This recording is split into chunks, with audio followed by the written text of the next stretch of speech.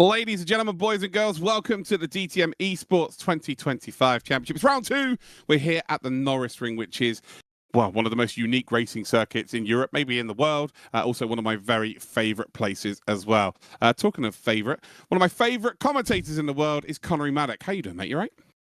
Yeah, I'm doing absolutely fine. It's another day, it's another DTM Esports race, and can't be more than excited for it because obviously a couple of weeks ago we had the first race of the season, or the first set of races of the season, and they were absolute barnstormers. So hopefully that has set the tone for the rest of the season.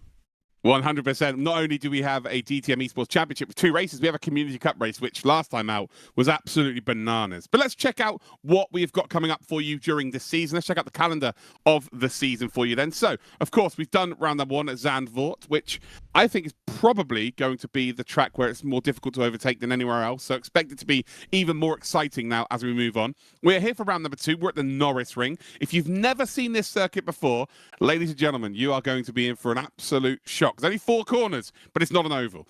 We then head to round number three, which is at the Nürburgring on the 18th of April. So that is in a couple of weeks' time.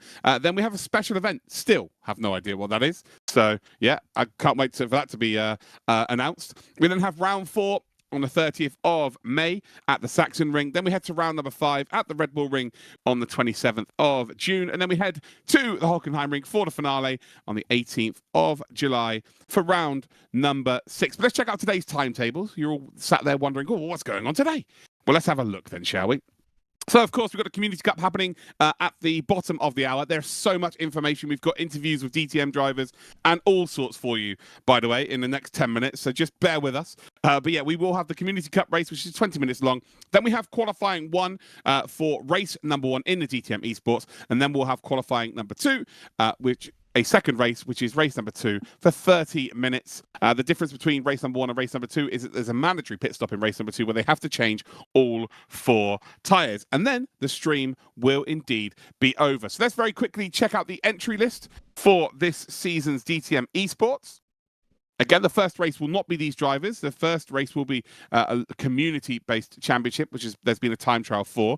Tim Yarshall is there from last season's championship. Of course, the reigning champ. We've got Lucas Muller, Leonard Krippner. They're all going to be in the Falcon livery there. You've got Gianmarco Fiducci, he's a privateer. Vil Craivi.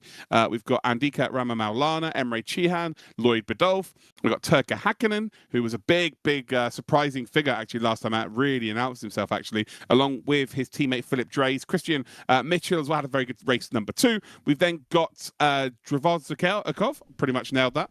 Julian Kunzer, Nicholas Huben. We've then got Michal Neg. We've got Enzo Filipao. We've got Leonard Carton, Bence Banky, Max Pfeiffer, Florian Hasser, Christian Uhas. We've got Patrick Shari, Bo Dixon, Luciano Whitver, Alessandro Ottaviani, Julian Klaffenberg, which is, again, still the best name in the championship. We've got Kaj de Bruin, we've got Peter Berliak, Isaac Price, Manuel Vera Kimona, and Maciej Milniak. And if you just heard an ice cream van, that's because there's one right outside my window. I've just realised I've left that wide open. So, yeah, unfortunately, no ice creams for anybody here. Right, let's check out the past champions of the DTM Esports. Not this, obviously not for 2025, but in past seasons. In 2022, it was Moritz Lohner, of course, then went to DTM Trophy and drove in the Real Series for a season and a half. We then have Kevin Siggy, who won it in 2022 for Team Redline. So Williams Esports, Team Redline have both won. And then Tim Yarshall, the dominant figure last time out with Falcon Sim Racing, managed to pick up the crown last time around. Let's check out the BOP. This is the first and last time I'll mention BOP over the course of this broadcast because I just hate talking about it. Ferrari, though, has got plus 9 kilograms. It is plus 11 for the Porsche, plus 16 for the McLaren. We've then got plus 7 for the BMW. We've got the Lamborghini Huracan plus 5, and then the Mercedes has got 0. So yeah, not no performance ballast there. So that might mean that the car's not great, or it could mean it's a bit of a sleeper. Who knows? Let's check out then the car selection. Of course, at the start of the season, everyone chose a car, and they have to stick with that for the rest of the season. So there was 9 drivers that chose a Ferrari, 10 that chose a Porsche. McLaren, which is ironically the championship leader, 1 person chose that. The BMW had 8 chosen. We've then got the Lamborghini Huracan with 3, and then the Mercedes AMG has 1 person that has chosen it. Right, let's check out the standings of the championship then, ladies and gentlemen cars. And it is Isaac Price then who does lead the way. So yeah, Isaac Price is a legend in the world of sim racing, always been there or thereabouts in any competition that he's ever taken part in. But we had a couple of new names take their place in the championship hunt, didn't they, Conor? We have Philip Dreys and Turka Hakkinen, who have been obviously in and around, with the shootout, in and around the top spots, but never really been right at the sharp end. But they really proved themselves 2 weeks ago. Yeah, early going in the season, but fantastic performance from everyone involved inside that top three. But yeah, getting to see those new names, those fresher names, at least at the very, very top level of RaceRoom esports or sort of sim racing in general, is always fantastic to see. But for them, they're going to have the doubts now coming into this second round. Is that just an opening round fluke, or is that going to be a consistent level of performance going throughout the season? We will just have to wait and see. No, well, hopefully it's not a fluke. I don't think it will be. Last season, it was a fixed championship, whereas this season they're allowed to change the setup. So, yeah, if you've found something within the setup, that it will make you a little bit more consistent, I would say. So I don't think it'll be a fluke. But each week there is a different track to contend with. So certain cars will be faster, certain driver styles will be faster, and all of that good stuff. Right, we are at the Norisring, which we got an interview with a driver where my favourite memory comes from. I can't tell you what that memory is because it's nothing to do with actual racing. But we've got an interview with Ricardo Feller, who was a late call-up to DTM. He's almost synonymous with DTM now at this point. So he will be back in the championship, and now you can get to hear from him. And he's also going to give us a little talk about some sim racing as well. So we are with Ricardo Feller, who's back in the DTM. Well, Ricardo, good to see you, but it was quite a late call, wasn't it? Yeah, thank you, Toby. It was actually a last-minute call. I'm very happy to be back with my ex-team, Land Motorsport, in DTM this year. And also a big thank you to Porsche for even making it possible, because I'm still contracted to them. But they gave me permission because with the Porsche team, they unfortunately had to pull out just before the season started. And yeah, now I have the possibility to race again in the Audi, so a big thank you for that. Well, it was like a homecoming, wasn't it? To go back to Land Motorsport, you won the champions title in the ADAC GT Masters with Chris Mies once. I guess it was 21, wasn't it? Yes, 2021. Nice. So yeah, it was like a homecoming, wasn't it? Definitely, yeah. We were right away there. It was a bit like I never left. So now the tests are over. We are heading into the first race of the season, DTM Oschersleben. The first race of the season is near. But tell us something about, how was it to meet all the drivers again at the racetrack? We have a great competitive field, I guess, with 9 manufacturers. We have 24 drivers. We have some old guns like Timo Glockberg. We have some young guns. We have some experienced drivers. What's going to happen this season? What are your personal goals? Well, I think the field is quite competitive again, and I think the fans can look forward to some great racing action. Yeah, me personally, we will just try to do our best and enjoy that we can even be there. But for sure, we're not perfectly prepared right now. So the test was very important for us to get some data and to start develop the car right now until the first race. And then we see, hopefully, sooner or later, we can drive in the front of the field. Looking forward to see you on the racetrack again. The first race of the season at end of April on Oschersleben. But let's switch over to the DTM Esports Championship. We have also a very high competitive field now with 32 drivers. How's your actual DTM Esports or sim racing experience in general? Yeah, I have to be honest. I'm not sitting in a simulator that often. I don't have one at home actually. But there are some tracks when they are new. Then I go to the simulator to prepare a bit better. For example, last year I did the first time Macau, and there was a race in Jeddah. And for these 2 tracks, I went to the simulator just to prepare myself. So. I'm not fully against it, but the time is so tight between the race weekends during the season that when I'm home, that I enjoy a bit of free and family time, and I'm not going to spend too many hours then in the simulator. except when I feel that I need it. Simulators are always are still getting better and closer to reality. So it's very good that we can learn some tracks on these simulators. Luckily, it's a cheap opportunity for some young drivers to get into motorsport when they can't afford to race in karting or stuff like that. Yeah, that's for sure. Karting and everything is getting so expensive, and if you have a crash or something, it costs even more. And that's the cool thing in the simulator. You just press reset or you start again, and then everything is fine. So it's actually really cool that you can have a simulator at home and drive all around the world, different races. You can just do it for fun, or you can do it competitive. So it's really cool. Nice. So thank you very much. Thank you very much for your time, Ricardo. Hope to see you soon at the racetrack. See you in Oschersleben. And yeah, thank you. Oh, Ricardo Feller, what a beautiful, beautiful man he is. Oh, God, he is hot, hot, hot. Anyway, Norisring, ladies and gentlemen. Number of corners. That's a lie. There's 4. I believe there's only 4 here, but it says 8 on the graphic. But yeah, officially there's 8. But again, it's only 4. Circuit length is 2.3 kilometers. Again, it's just long straights here. I've cycled. It is quite long, but it's not a lot of technicalities to it. Race time, of course, 20 and then 30 minutes. Total race distance, 145 kilometers.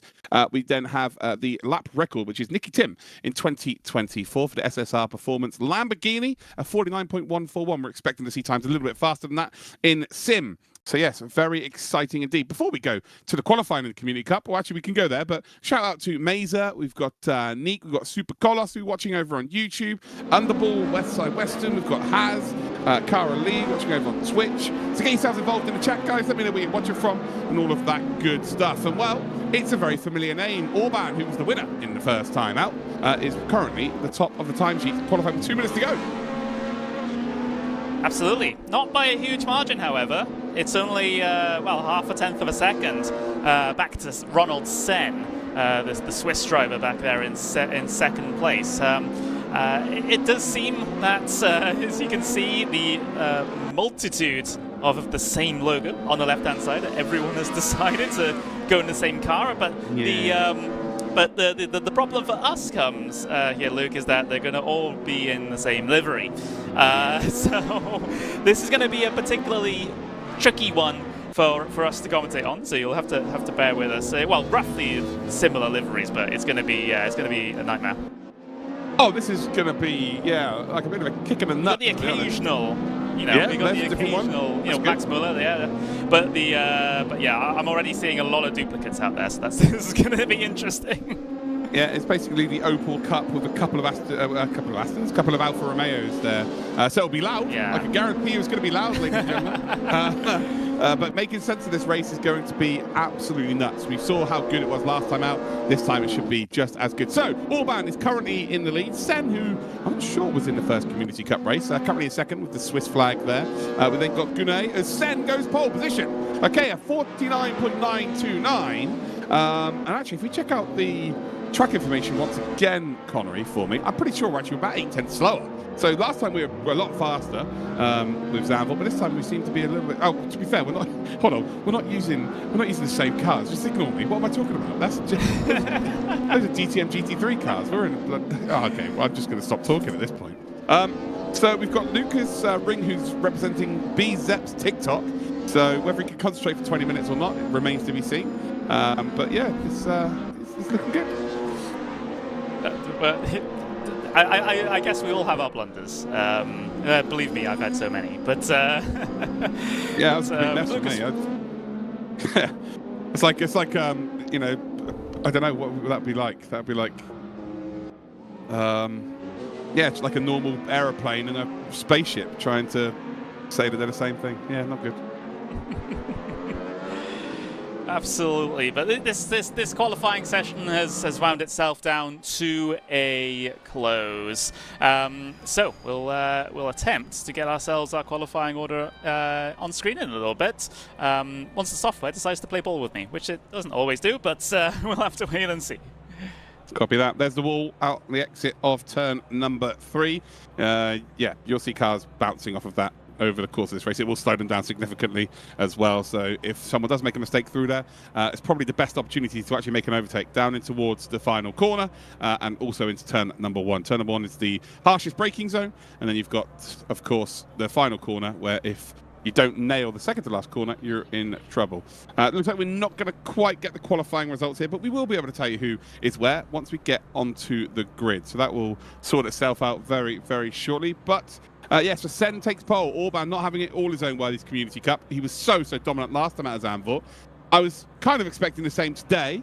But yeah, if he doesn't get up into the lead, it's going to make it very, very difficult indeed. Well, there we go. There's the order. So Sen, Orban, Gunay, and then we've got Evtushenko in 4th position. Then we've got Ribeiro, who was battling for the lead last time out of Zandvoort. We're about to go Green Light Racing. I think we're off. We are off, ladies and gentlemen. We're having a quick look at the old pit lane there. So we're all good. Looks like Orban has got a move done on Sen and actually is driving away, judging by the time. But Sen sent one up the inside into turn number 1. Orban has been involved in something because he's now down to 5th position. But yeah, oh, there we go. Now we got it.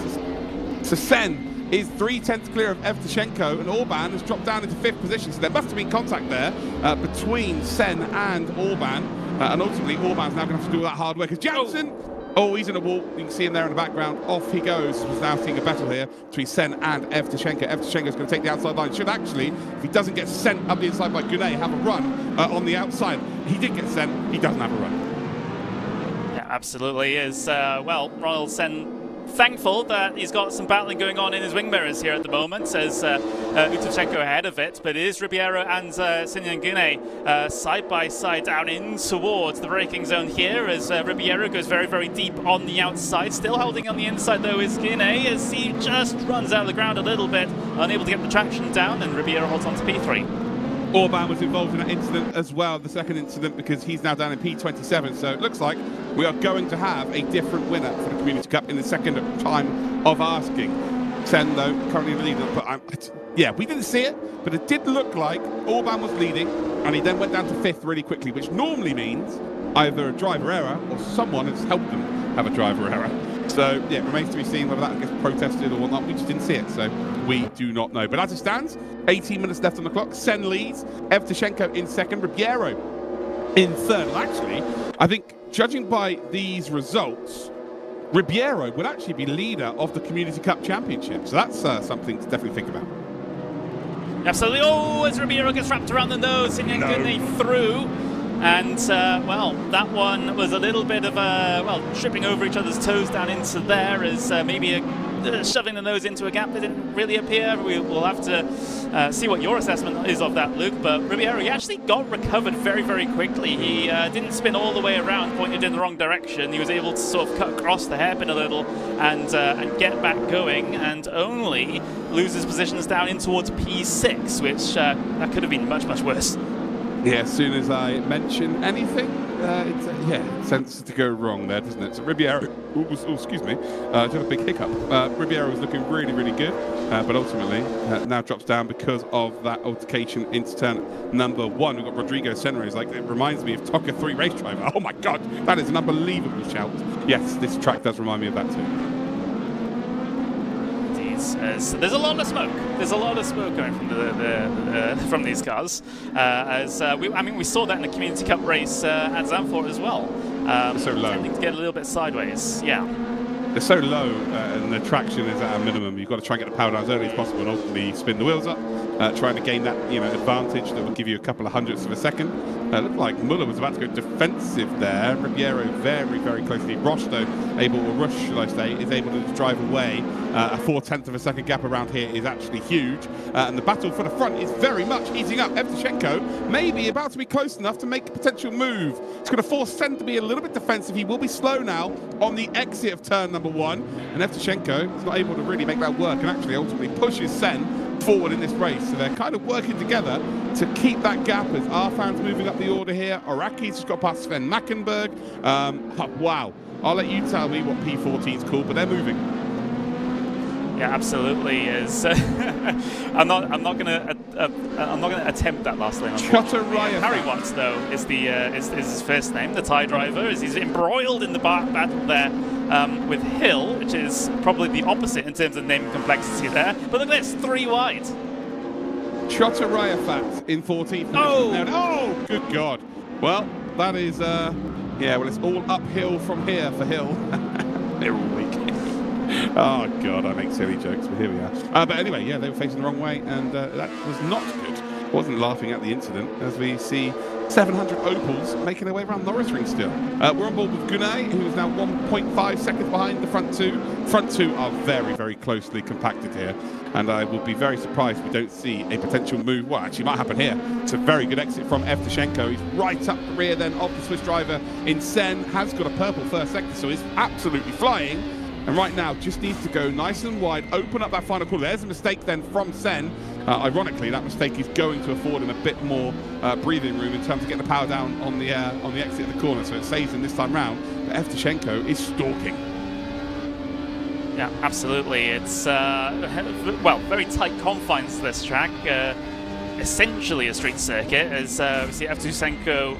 Again, there's a little bit of a defensive line somewhat into the hairpin taken by Sen there. It wasn't taking the maximum entry space as you can down into there. Evtushenko was running a much more normal line. You can see the mindset of Sen, feeling the need to have to go defensive, even though there wasn't an absolutely immediate threat from the Russian side. He's banged into the wall there, slowed him down towards that final corner. Is this the opportunity for the Russian driver? They are side by side, brakes a little bit later, and now it's all about the switchback. Can he get it configured? Can he get it nailed? Cannot get that power down. And Sen is going to live to fight another day. And basically what's happened in turn number 1 is that Sen was defending fresh air, and Evtushenko just been a little bit too kind there. He needs to take a harsher braking line. He needs to be a bit more aggressive, and the opportunity will present itself. I think he might have the overlap now. Down towards turn number 1, it's not quite there. He's moving left and right, trying to manufacture something. It's not going to work out. And Sen, yet again, is holding on to the lead, but all of a sudden we've got the Turk of Gunay, who is now pushing for the race lead. Evtushenko not too happy, a little bit of a wiggle up behind Sen there. Perhaps a little bit of a telling off. Maybe he felt like he moved too many times down into the braking zone. Yeah, well, to be fair, it didn't look like he moved at all. It just looked like Evtushenko was just trying to find a bit of space there. So I don't think he was reacting to anything. I genuinely think Sen chose his line, and Evtushenko just changed his mind far too many times. But look at the gap now, 0.8 of a second between second and third. That ultimately will make this even spicier than it already is. Then across the start-finish line we go. We're on to lap number 9. It's 13 minutes left to go. We're not even halfway in this race. And while there is a move then, so it's commitment for Sen. Has to take the inside line. Will now be very slow. Will miss the apex. And actually, door is left open for the very first time. It's still not enough. And Evtushenko stays in P2. But more importantly, Gunay has gained another 0.2 of a second. Into the very wide Schuller chicane, I suppose.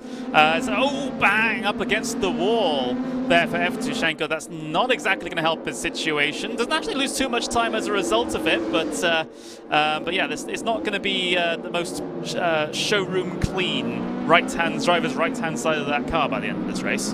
No, Gunay right now is just licking his lips like a cat that's got all the cream, because there's an opportunity on the horizon if these two continue to fight. And why wouldn't they? They're battling for a race victory. Evtushenko with the overspeed had to slipstream, has to take that outside line again, and that's a bigger mistake then from Sen. So Sen has run very deep then on the exit of turn number 1, and for the first time I think that Evtushenko's just about got his nose up ahead, and as they come through the chicane, does he get across the bonnet? He absolutely does. And Evtushenko, who was very patient in all of that, has finally got into the lead of this race, but it is now a 3-driver battle, half a second separating them all. And well, can Sen reciprocate? Will Evtushenko now drive away? Now he's got clear track. So many questions, and guess what? We're going to get all of the answers.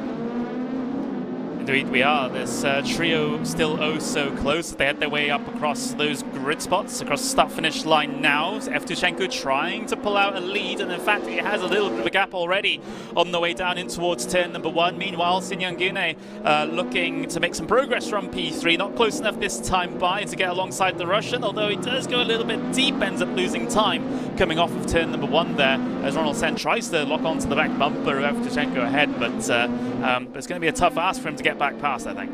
Yeah, Evtushenko went a little bit deep there as well. It's almost like for the first time he had to find his own braking point with no slipstream, and he kind of just missed out a little bit. So, yeah, that was a very odd one there from Evtushenko. He has held on. You can see now Sen's just trying to get into the mirrors, just get into the mind of Evtushenko and try and force him into making a mistake. Bit of a love tap there, a little nudge to say, yeah, I'm still here. Guess what? He knows. He knows you're still there. Gune just loses that again. A few tenths of a second lost into that final corner as we go across the start-finish line. Absolute Motorsport Racing Team being represented here by Gune. So we now head up towards one once again. Technically, this right-hander's one, and now it's turn 2. As we now run very, very deep again. It's a bit better, a bit tidier, but ultimately caught up and now is struggling a little bit here. Seems very difficult to lead. Seems very difficult to lead indeed. Yeah, absolutely. It's I mean, everyone wants to be there, but not everyone deals with the pressure of being there. Let's just say that. But right now, as this top 3 sort of spreads themselves out a little bit, it'll give us a little bit of a chance to see what's going on a little bit further down the field, because they've kind of spread out into these mini battle packs, I suppose. The mid pack has kind of kept itself together, but everywhere else is kind of the gaps have been established, shall we say. A little bit of side-by-side action ahead here. That's Cristian Romao, the Brazilian, on the back of Danny Arfan, as he'll get the traction off the corner, get the momentum perhaps, can sit inside the slipstream side-by-side ahead between Wittmers and Pariwats here, as Chaos here in the mid-pack, I suppose. Multiple battles going on.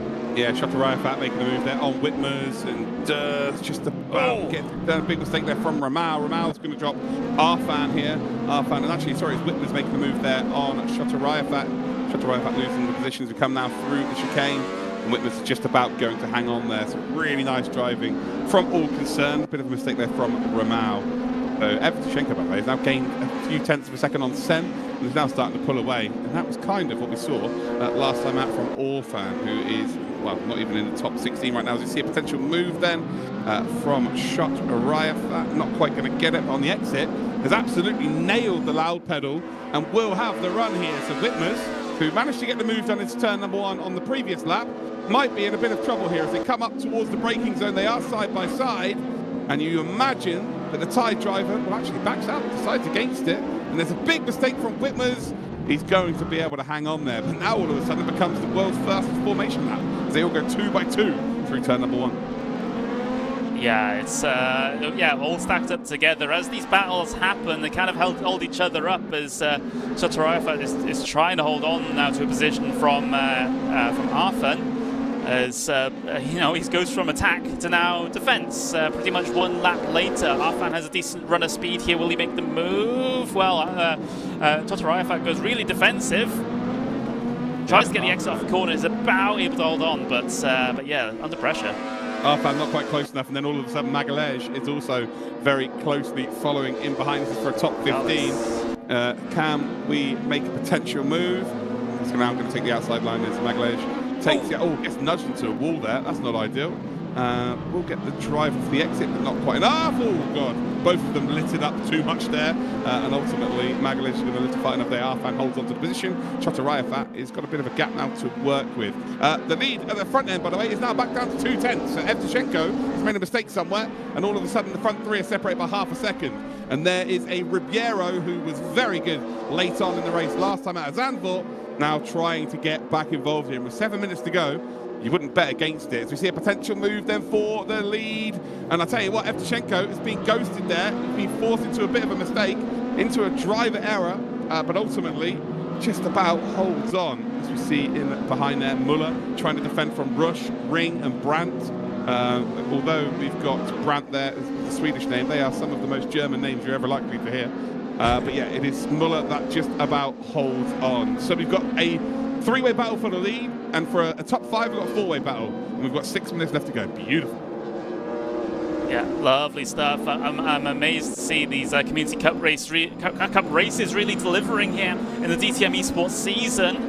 They're not the main event, but they're racing like they are, as Lucas Ring and Tim Rush there going wheel to wheel down the pit straight. We also might see Mike Nass decide to get himself, Melvin Brandt to get himself involved there in the black Opel there, as they'll almost try to make it 3 wide down to the hairpin. Roche goes down the inside of Ring. Ring trapped on the outside, will have a bit of space to dip back in, and he does so. Yeah, Ring loses out there. I think he was driving with his mirrors there, and it's a little bit too kind. I think he could have hit the apex there and held on to that position, but ultimately didn't and lost out. Lead now back up to 7/10 of a second. Gunay is very close to Sen. I think that's gonna dictate. Oh, hold on. They keep closing up. I don't know what's going on with the front three. It is very close. We now are on board with Rush trying to hold on to the position. Ring then trying to get involved here. Brandt also back involved here. Also for the top 5 positions. They've got a bit of a gap then to the rest of the field out in front. So the top 4, as it stands, are Evtushenko, Sen, Gunay and Ribeiro. Ribeiro has the fastest lap of the races to change the position. So Gunay has gone up into second. So what's happened there? Well, there's a big... Sen's around. Oh, Sen and Ribeiro were involved in that. They're going to drop down and barely be in the top 10. So I wonder what has happened there.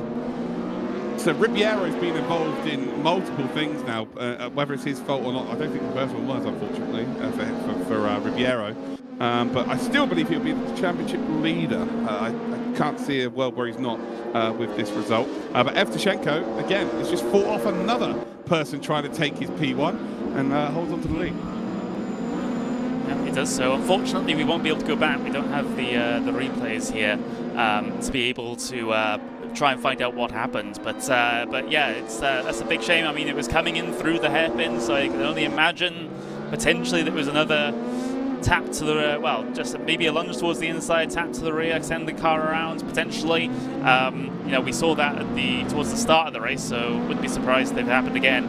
As looking back at this battle for the bottom end of the top 10, these guys just don't know when to quit. As you saw Mike Nass there get a big slide on and a recovering Ronald Sen trying to make some progress for the last 4 minutes. Yeah, it's a tough car to get around a circuit on your own, especially without any love taps. You get a slight bit of contact. It's so difficult to keep the car facing in the right direction. Brandt now trying to pile a bit of pressure onto Ring, and Sen makes a move then on Nass. You expect Sen to make a couple more moves here with 3 minutes 50 seconds to go, considering you know, they had the pace to be right up the sharp end and didn't really look out of control in that top 3, and now fighting their way through. And Ribeiro may be able to do exactly the same. But then Ribeiro is about to make a move. He always defended. He did get defended onto Nass. Defended that brilliantly. Brandt then is now trying to retake the move. Trying to hold on to the position from Sen. Sen trying to make up as many positions as he possibly can before the end of this race. Yeah, it just goes to show that there does seem to be a considerable difference in pace between the sort of front couple of cars and even the bottom end of the top 10, because Sen looking very, very quick compared to others in this pack here. There's Ribeiro to the inside there, maybe trying to defend from Nass there in that situation. 3 minutes left to go. There's the duo at the front of the fields. Evtushenko. Yeah, he ran deep there. Sorry, he ran really deep there. Again, maybe it's more of an intended line, taking the late, really late apex to get the power down. But we are seeing so many different ways of that turn 1 being taken. Sen and Brandt still fighting. But this is for the lead of the race. There's 3 tenths between them. Evtushenko's tyres are going to be screaming at him. If Gunay has looked after his a little bit better, then there's every reason to suggest that we might see a genuine battle for the lead here. Again, he just runs a little bit deep on entry, but that just helps him punch out the exit, which is key, especially at the final corners. We run all the way down towards turn number 1 across that start-finish line. 2 minutes left on the clock, so for my money, 3 laps remain. Absolutely. It's kind of weird hearing 2 minutes to go and three laps remaining. It's such a short lap time here that we kind of lose perspective a little bit on that one. But Evtushenko holding the race lead rather well for the moment, despite all the pressure that the Turk is piling onto his rear. But we'll have to check in on that once as this race winds down. We also have to pay attention to the mid-pack as well. They've been giving us a bit of a show so far this season. There's Ronald Sen and Ribeiro having a little bit of a close run thing as they head their way through the chicane, but coming out of it now. Ribeiro might have a little bit of a run here, might be tempted to try and make a move, and goes to the outside, looks for the cutback off the corner, maybe to give him the run down in towards turn 1. But there's the race lead, Luke. Yeah, it is. Evtushenko still holding on, and he has that inside line, and Gunay is going to try and get a better exit here. Oh, again, it just runs deep, and that's going to save him this time round. Evtushenko is, to be fair, the line he's been taking for the last few laps. It's not like he's done anything different there, but Gounet was expecting it to be a lot tighter to the apex. This is a very strange track, Connor, actually. When they race here in real life at DTM, when the pit stop cycle happens, it just makes it such a mess because cars that were once leading could be a lap down, right? And then they're involved in battles mid-pack, a lap down, and it just is crazy. Oh no! No! Leaders have been taken out! The back marker gets involved. Luckily, they're both going to be in the same positions they were. Who was that that's just completely, blindsided them? Whoa. You hate a rejoin like that. You are going to be furious, of course. I mean, there is... Oh, went down into the braking zone. Gounet into the back. Oh, they're into each other. Evtushenko does just about hold on. Gounet is trying everything. Oh, boy, we are on the final lap here. To be fair, Evtushenko did confirm his position, or did go very early there to make it obvious as to where he was going to go as we're on board the ring. We've got to stay with the leaders here, though. As much as we love seeing a battle, I want to see this battle for the lead come down to the last corner. I think Gounet's going to send it here, but he's at least going to get a very good exit around this final corner. Evtushenko, he just went through there a little bit slower than you would expect from him. Very wily there, the old fox. Evtushenko, though, is going to take the second round in the Community Cup victory. Congratulations to him. Gounet threw everything at him. We're on board with Brandt and Ring. They're going to be side by side. Ribeiro. I think Brandt is just about going to get it. He does. Oh, God. Ring takes P5. We've got Sen that finishes behind Ribeiro in the end. My God, the Community Cup race every single time is just ridiculous. I love it. That was one of the weirder endings that I've seen, just out of nowhere. A back marker just sort of making contact with the outside wall coming out of the final turn, directly into the path of our two leaders. Hit both of them, by the way.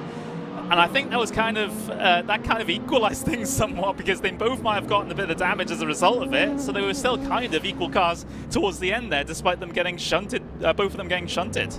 Yeah, ladies and gentlemen, if you just tuned in, this is DTM Esports 2025, and this is the Community Cup. This is not even the championship yet. This is the tier below you, if you like, the support series. So you can only imagine what the main series is going to be like. Evtushenko then does take the victory, 50.095 best lap. We've then got Sinan Gunai, who takes second, Max Muller and Tim Rush take third and fourth, Lucas Ring, Melvin Brandt. We've then got Thomas Ribeiro, Roland Sen, Mike Nass. We've got Sebastian Ree as your top 10. We then got Araki and Mackenberg, Whitmers, Chotaraya, Fat, Magalej. We've got Ramal, Arfan, Hill, Darkalangelo, and Janssen as your top 20. Go a bit further down. We've got Torsten Leber, Christian Orban, Andrea Percy, Natalie Johnson. We've got Chris Burison, Fraser Rostance, Luca Torresani. We've then got Marcel Sen, Bernardo Lorenzo is a lap down, and then we've got Dirk Gretchen. So I think it was, well, actually, it might have been Marcel Sen, who was right at the front fighting for the lead, is ultimately rejoined into the leaders. So that's definitely going to be looked into. That's because he was a part of the lead group. So yeah, that seems a little bit naughty for my money there, Connery. What a race that was! That was an interesting one, wasn't it? The Community Cup race has delivered once again with some fantastic action. The race leads, mid-pack, top 10, and I imagine further down the field as well. We didn't get much of an opportunity to look at it, but I imagine those guys were going crazy as well. So, yeah, absolutely. This again, this is a nice little introduction to DTM Esports, I suppose, as we get the full-time, or a lot of them are full-time professionals behind the wheel in a couple of moments' time. But yeah, that was nice, crazy. Well, while we wait for a couple of our drivers, we're supposed to be having interviews with the Community Cup drivers. They didn't show up last time, so I'm not holding much hope this time either. But let's have a look at the entry list for the DTM Esports 2025 briefly, and then we can discuss a few of our, let's say, the favourites from last time out. Of course, Isaac Price, the sole McLaren, is the championship leader. We've then got Philip Dreys in second position right now, who was a bit of a shock to the system. Really, last time out, and did exceptionally well. And in the interview, he was even a little bit surprised. But once he figured out he was one of the faster drivers, he was kind of like, yeah, I can probably hang with them. And then we've got Turga Hakkinen, who was a bit of a surprise. Anyone else stick out for you in that list of drivers? I mean, you've got all the old names there, haven't you, that we expect to see. Although we saw in race number 1, not necessarily all of them are on the form. At least we have a sample size of one race. So we'll have to see if that repeats down in towards race number 2, and it's a Norisring, which can be a different factor. But I tell you what, I always like seeing. Look, I always like seeing Emre Can, right? Very, very competent driver. I mean, I remember commenting him when he was first sort of making an impact on the scene, and we kind of knew that, hang on, there's going to be something here in a second. If he keeps at this for a couple of years, he might be at the top of sim racing, and well, there he is. DTM Esports, well, at least in terms of his championship at the moment, it's let's see where he is. He's in P7, which yeah, is pretty good going at the moment. I imagine as he gets more used to running in these sorts of high stakes events, that experience will start to develop, and he might be a force to be reckoned with. Maybe not this season, but definitely something for the future. Longevity-wise, I've been commentating for a very long time. Multiple different sims, RaceRoom in particular, have been for a super long time. And Emre Can is one of those names that were around when Tim Heinemann was competing against Moritz Lohner, who's competing against Kevin Siggy. This is 10 years ago. Those guys were competing against each other, and you look at that list of drivers there, right? 32 drivers, and he's the only name from back then. There's not many in that list that you can go. Yeah, and I'm sure many of them were driving, but I'm saying being at the top end, in this sort of arena, like Emre Can is so very much the only name left.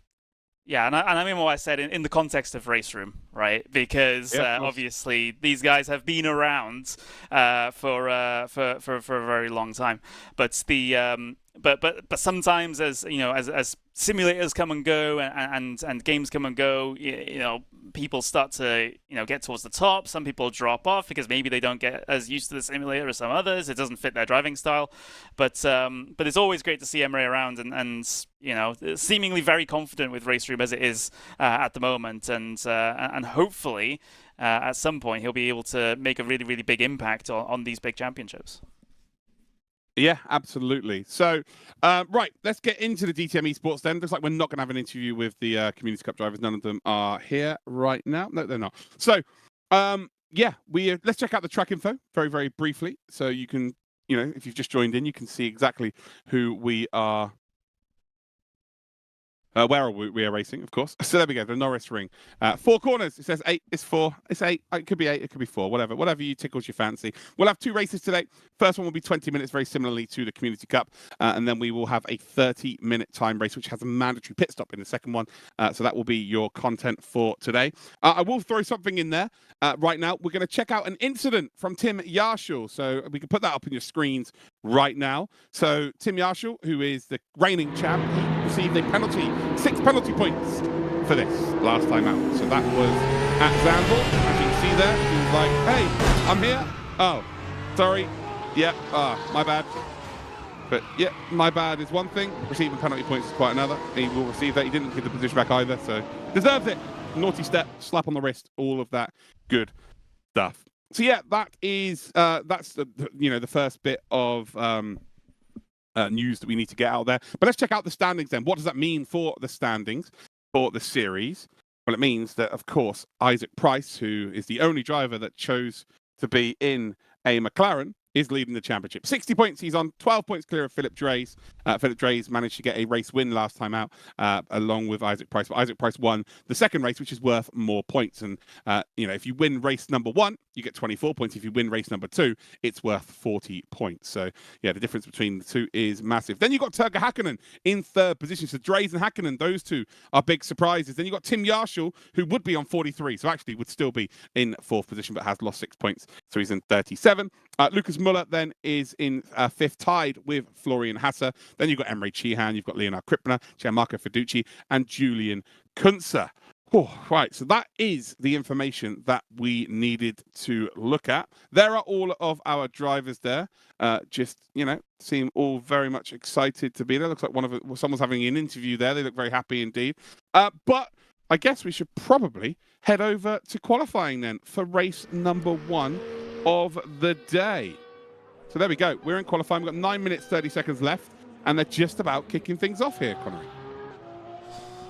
Yeah, absolutely, and we saw some crazy qualifying sessions at Zandvoort for our first round of the season. So hopefully, we'll get a similar situation here at the Norisring. However, it is such a short lap time here, so drivers will get themselves a plethora of opportunities for them to get themselves their best time on the board, right? So I don't necessarily think, Luke, anyone is going to be really, really out of position here because they've got, so many opportunities to get a flying lap in properly, right? So usually we might see some drivers, only get 3-4 proper flying laps, and then they sort of, it doesn't quite get hooked together on any of them. You kind of almost have double the opportunities here to get a lap in by the time this 10-minute qualifying session finishes. So I'm not necessarily expecting anyone to be out of position unless they've had a bit of a nightmare in terms of their preparation and practice for this event. Yeah, well, no, that's fair enough. Yeah, you're pretty much right there, I guess. Pretty much right. I should hang that above my door. It just takes having a stinker for 10 minutes, right? And then you really are in trouble. Like, if you're 1/10 of a second off of your best, on this grid, you're going to be 10 positions down. So there is, I understand what you're saying, but the jeopardy is, as much as you get loads of opportunities, you can have an off 10 minutes, you're in real trouble. So it does work both ways. Someone who seems to be back to their very best is Tim Yarshall, who's currently fastest by 0.06 of a second. And if you want to know what 0.06 a second, that's it. That was the noise. That was a car noise, but it was so fast that you wouldn't even know the car noise. There you go.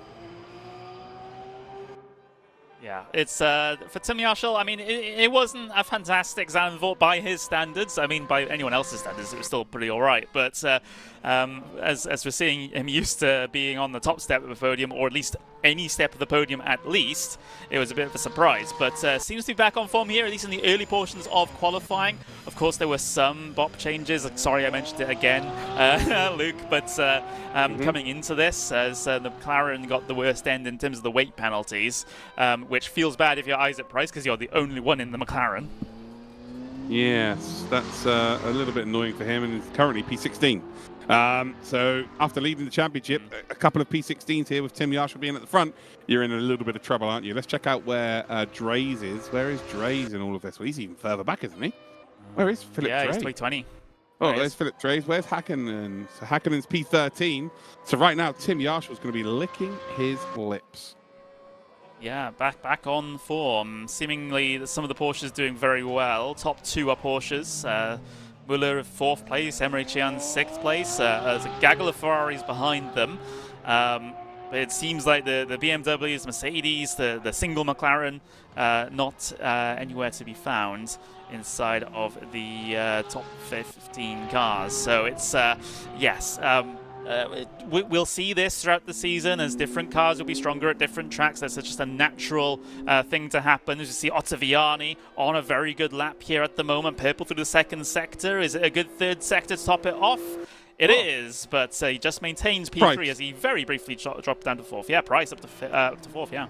Yeah, so Ottaviani went up to 3rd, then to 4th, then to 3rd. So There's Trace. There we go. Oh, okay. Right, I was thinking that the championship was going to peter out and it was going to be, we weren't going to have the big dogs up there every single week.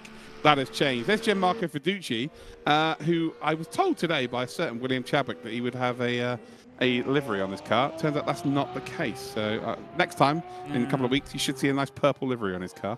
So we're on board with Lucas Muller. Across the line he goes. Very good middle sector. Does not improve. But look at this. Look at the gaps, guys. Half a second separating the whole... Oh, my God. There's 3 drivers with exactly the same time. Bence Banky, Pfeiffer, and Sheehan all have got exactly the same time. Although it doesn't matter because Philip Howell just went ahead of them. Hakkinen's gone ahead of them. And I'm getting excited here thinking, oh, yeah, this is getting so close to the end. We're only halfway through the session. So Isaac Price is fastest out of everybody right now through the first sector. He's also up by 200ths in the second sector. So this would only get him to 4th, I think. So I think that's not in individual time. I think he's effectively up by 200ths, including both sectors. So we go across the line. What has Isaac Price produced here? Across the line goes, well, it's good enough for 3rd. So he did improve. Final sector was not the best out of everybody, but it was green, and he goes up to 3rd. Oh my God, Con, this is going to be unbelievable. As Dreis goes 3rd, and this is 400 separate the top 5.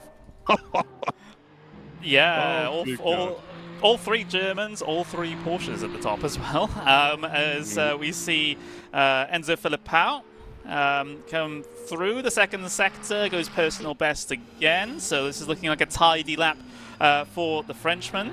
As I'm looking up and down that timing screen, just to see if I can spot any purple with someone that's on a very good lap indeed. This And is actually, good. Emre Cihan, he disconnects before the line though. The final corner resets. was not good. What about Chihan then? Let's go on board with Chihan as Lucas Müller goes purple through sector number 1. Chihan's he also sacks that lap off. So we got Fiducci on a fast one, Dreis on a fast one, Lucas Müller, but Fiducci is the furthest up the road. But if he can improve by a 10th, he's only currently going to gain 1 position here, but I think Müller is probably going to go faster as Müller is now purple. Purple across the line then for Fiducci. Does he improve on his position? He does. So there we go. He does go ahead of Müller, but Müller's right behind him. So I think Müller might be about to retake that position and maybe even a bit more. Lucas Müller across the line. How quick is it? It's pole by 9 thousandths of a second. Ho ho, Lucas Müller. That is delicious. What a move. Race across the line, purple sector 3, but remains in P4. We've still got 3 minutes left of this qualifying session to go. Still more opportunities for drivers to get themselves a lap time or a better lap time set. As pretty much everyone is out there. Tim Yarshall, Müller is going to try to extend his advantage. Kripner up there as well, as he has to take the resets. Philip Dreis coming through now and will get himself his time started. As Tim Yarshall, that's an invalid sector 1, as he has to reset. There we go. Yep, there's a reset there. We've got a few people to say hello to. We've got Barmy, we've got Cara Lee, we've got, who else? Alyssa, Mrs. Lollipop, we've got the Bull City. Who else? We've got Carson F1's here as well. Manuel Vera Silvestre supporting Lolo. Great to see. Sean Conception as well. Welcome to the stream, guys. Let me know where you're watching from around the world. If you're watching over on any chat, just get yourselves involved. Say hello. Zelta Viani goes up to 2nd position. Oh. Christ, that came out of nowhere. Yeah, he's in the BMW. Unbelievable. Yeah. So he's up to 2nd. We've got Florian Hassa in the Lambo. He's gone up to 7th. So as much as there is pretty much a Porsche party at the sharp end, the gap between P1 and right now P8 is less than a 10th of a second. That is outrageous. Lovely, and we still got time for this to change again. Max Pfeiffer's on the lap as well. So yeah, this is crazy stuff. Although I believe you might just have to take the reset here probably. Yeah, but I mean, if he resets now, it's probably enough time. Well, we'll have to see. Yeah, he'll be fine. Actually, he'll just no, keep it going, keep a foot in. He'll come across the line now, start a lap. Yeah. Yarshall.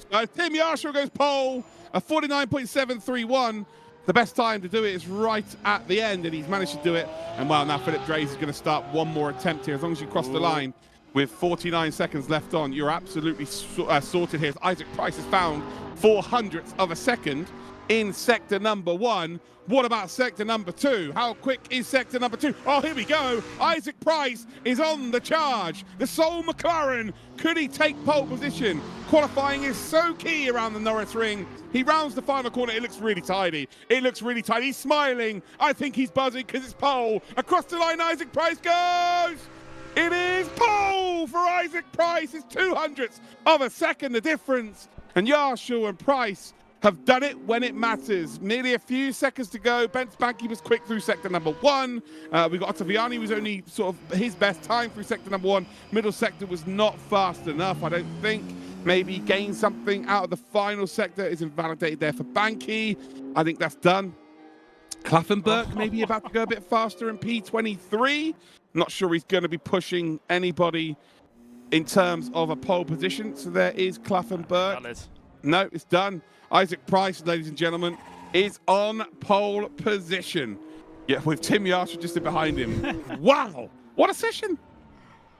Incredible. The qualifying session delivers again here in DTM Esports 2025. Crazy, crazy stuff. Awesome. Oh, that was sensational. We're not even in the race yet, guys. My good Lord. If you're enjoying that, guys, let us know who you're here supporting. Let us know, maybe what your favorite bit has been of the stream so far. Make sure you subscribe to the DTM Esports, or the DTM YouTube channel. Make sure you go and leave a follow on the RaceRoom Twitch channel and the YouTube and all that good stuff. Oh, the Bull City, loving the competition. Yeah, this is going to be good. This race, well, hold on. I'm going to throw it out there, Connery. This race is either going to be exceptional or an absolute shunt fest. Maybe both. Probably both. Yeah, this is going to be crazy because remember, it's still a street circuit, so there's not going to be a lot of room to maneuver in there with everyone so close as well. Yeah. Oh dear, this is going to be an interesting one. Yeah. Thankfully, we've got ourselves a formation lap though for us to get our breathing in order. So yeah, let's see exactly what goes down for this. There is Ottaviani. We're on board. Of course, we are partnered here with the Cupra, the official pace car of DTM. And they are, of course, with us here in the esports as well. First safety car ever in RaceRoom, which was for last season's DTM Esports 2024. But it will be a McLaren that takes us away with two of those pesky Porsches, the second and third, both representing the same team. So that could help out as well. Isaac Price just doesn't have anybody to help him. So it's literally him versus both of those Porsches. Maybe that comes into effect. But what he'll be hoping is that Ottaviani gets an absolute flyer and can split those Porsches sooner rather than later. Heading down towards that final corner, Connery. Any final thoughts? Hold on to your hats, folks, and if you don't have a hat, go get one and hold on to it, because this is going to be crazy. Ladies and gentlemen, this is about to be absolutely ridiculous. You thought Zandvoort was exceptional and fun and a great time. Oh, Norisring always proves to be just a spectacle, so unique in its track form. It's as simple as that. Then Isaac Price has that inside line. He has to wait for the green lights though to go off before he can go. So there is the Cupra that will tear off into the pits. But it is a front row then of McLaren and Porsche. We've got privateer Isaac Price with a couple of Falcon Sim Racing team participants. But who will be in the lead in towards turn number one? Who has that straight line speed advantage into turn number one? Wait for those green lights to appear, ladies and gentlemen, and it will be round two of the DTM Esports Championship 2025. Race number 3 is not quite going yet. We're still waiting for it to happen. And it's the second line. And we are off, and we are running. It's 4 or 5 wide already. Isaac Price has found something with the McLaren in terms of race starts, because this is not the first time that he's got an absolute worldie of a start. And I tell you what, Tim Yarshall is going to run a little bit deep here. Lucas Muller might find himself an opportunity. They are 3 wide at the front here. Ottaviani did just momentarily get involved and decided, you know what, I'm going to back out of this. Don't need to cause any potential issues. Big defensive move there from Lucas Muller. Forces Ottaviani to run wide, although he might have the overlap coming through the chicane on the exit. Doesn't quite have it. The gap down's going to increase to the front too. But wow, the lead is Isaac Price. It's by half a second. Oh, what a start. Yeah, absolutely. A little bit of a shouldering to the outside there. Ottaviani fighting with the Porsche of Drace as Drace sends it down and in at the final real corner of this racetrack, as Ottaviani being involved in pretty much everything as they come to end the first lap with less than a minute gone in the race. And this is how quickly these laps are going to fly by here at the Norisring, as Ottaviani feeling the need to move around a little bit into the braking zone here, as Krippner in the background looking to the outside here. You got to be careful not to open up that inside for anyone behind when you do that. Ben Spanky, Gianmarco Fiducci, the ones going side to side, side by side now. Yeah, Fiducci trying to find himself an opportunity, decides to sort of just get in behind the Dirt Esports car there of Ben Spanky. You can see the Hakkinen and Pfeiffer are battling for position as well. Do they get themselves figured out? I think Hakkinen's just about got his nose ahead of that battle, so he's good to go. As we see a big send again. Not quite going to work out there. What's happened there? There's a big smoke being kicked up. I think everyone's okay. Philip Drays was definitely not as close that time to Ottaviani. I actually think he was more defending than attacking here. But there has been a change for the lead. So Yarshall has got ahead then of Isaac Price. So that was what the dust was being kicked up for. And wow, Yarshall then is in the lead, and Isaac Price now with all of that hard work to do once again. But I tell you what, that Porsche looks very good in RaceRoom. Yeah, it does. It really, really does indeed. The starts are immaculate for Isaac Price, but losing the race leads in the early stages. Let's see if he's able to hold on to Yarshall. Of course, Yarshall didn't have the best of starts to event 1. He'll probably admit that himself, but still time to recover, and a race win here in the sprint race of the second event would be a good way of doing so, of bouncing back from that first event. But Isaac Price, we know exactly how quick he is over the length of a race. However, he is hurt a little bit by how much ballast is on that McLaren at the moment, and it won't help in terms of the tyre wear either. Yeah, I think the only saving grace here for Isaac Price is the fact that the 2 cars behind him are actually battling for position. Ooh, bit of a naughty there from Lucas Muller. Looks like Philip Dre's, Nottiviani are having a big old ding dong as well. But Tim Yarshall, now he's got in front, seems very tough to catch up to. Gap now 6/10 of a second, but I think it's a little bit more than that once they come across the start finish line once again. But yeah, that Porsche does look like the better race car, that's for certain, because as much as Isaac Price got off the line brilliantly well, he was a bit of a sitting duck, and he's, again, he's not really close to Yarshall at all. Yarshall's been able to just pull away. Running on board here with Ottaviani as part of that RAG Esports. If you're unfamiliar, that is the team that's heavily associated with Romain Grosjean. But down in towards the braking zone for the hairpin now goes Ottaviani, trying to find a way through here. Can be quite tricky. I mean, we saw the Cup drivers have absolutely no problems with it, but it can be tricky because there's so many sort of switchback opportunities here. You have to really make the move stick and make it stick first time here.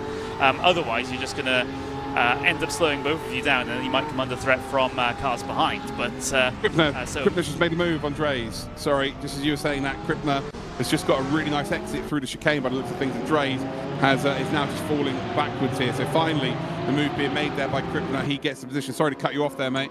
But as you can see, Ben Spanky now also trying to join that party. But you're right. If you're trying to make a move around here, if you don't successfully get it done, you're going to be under pressure from someone behind you. It's just the nature of the course.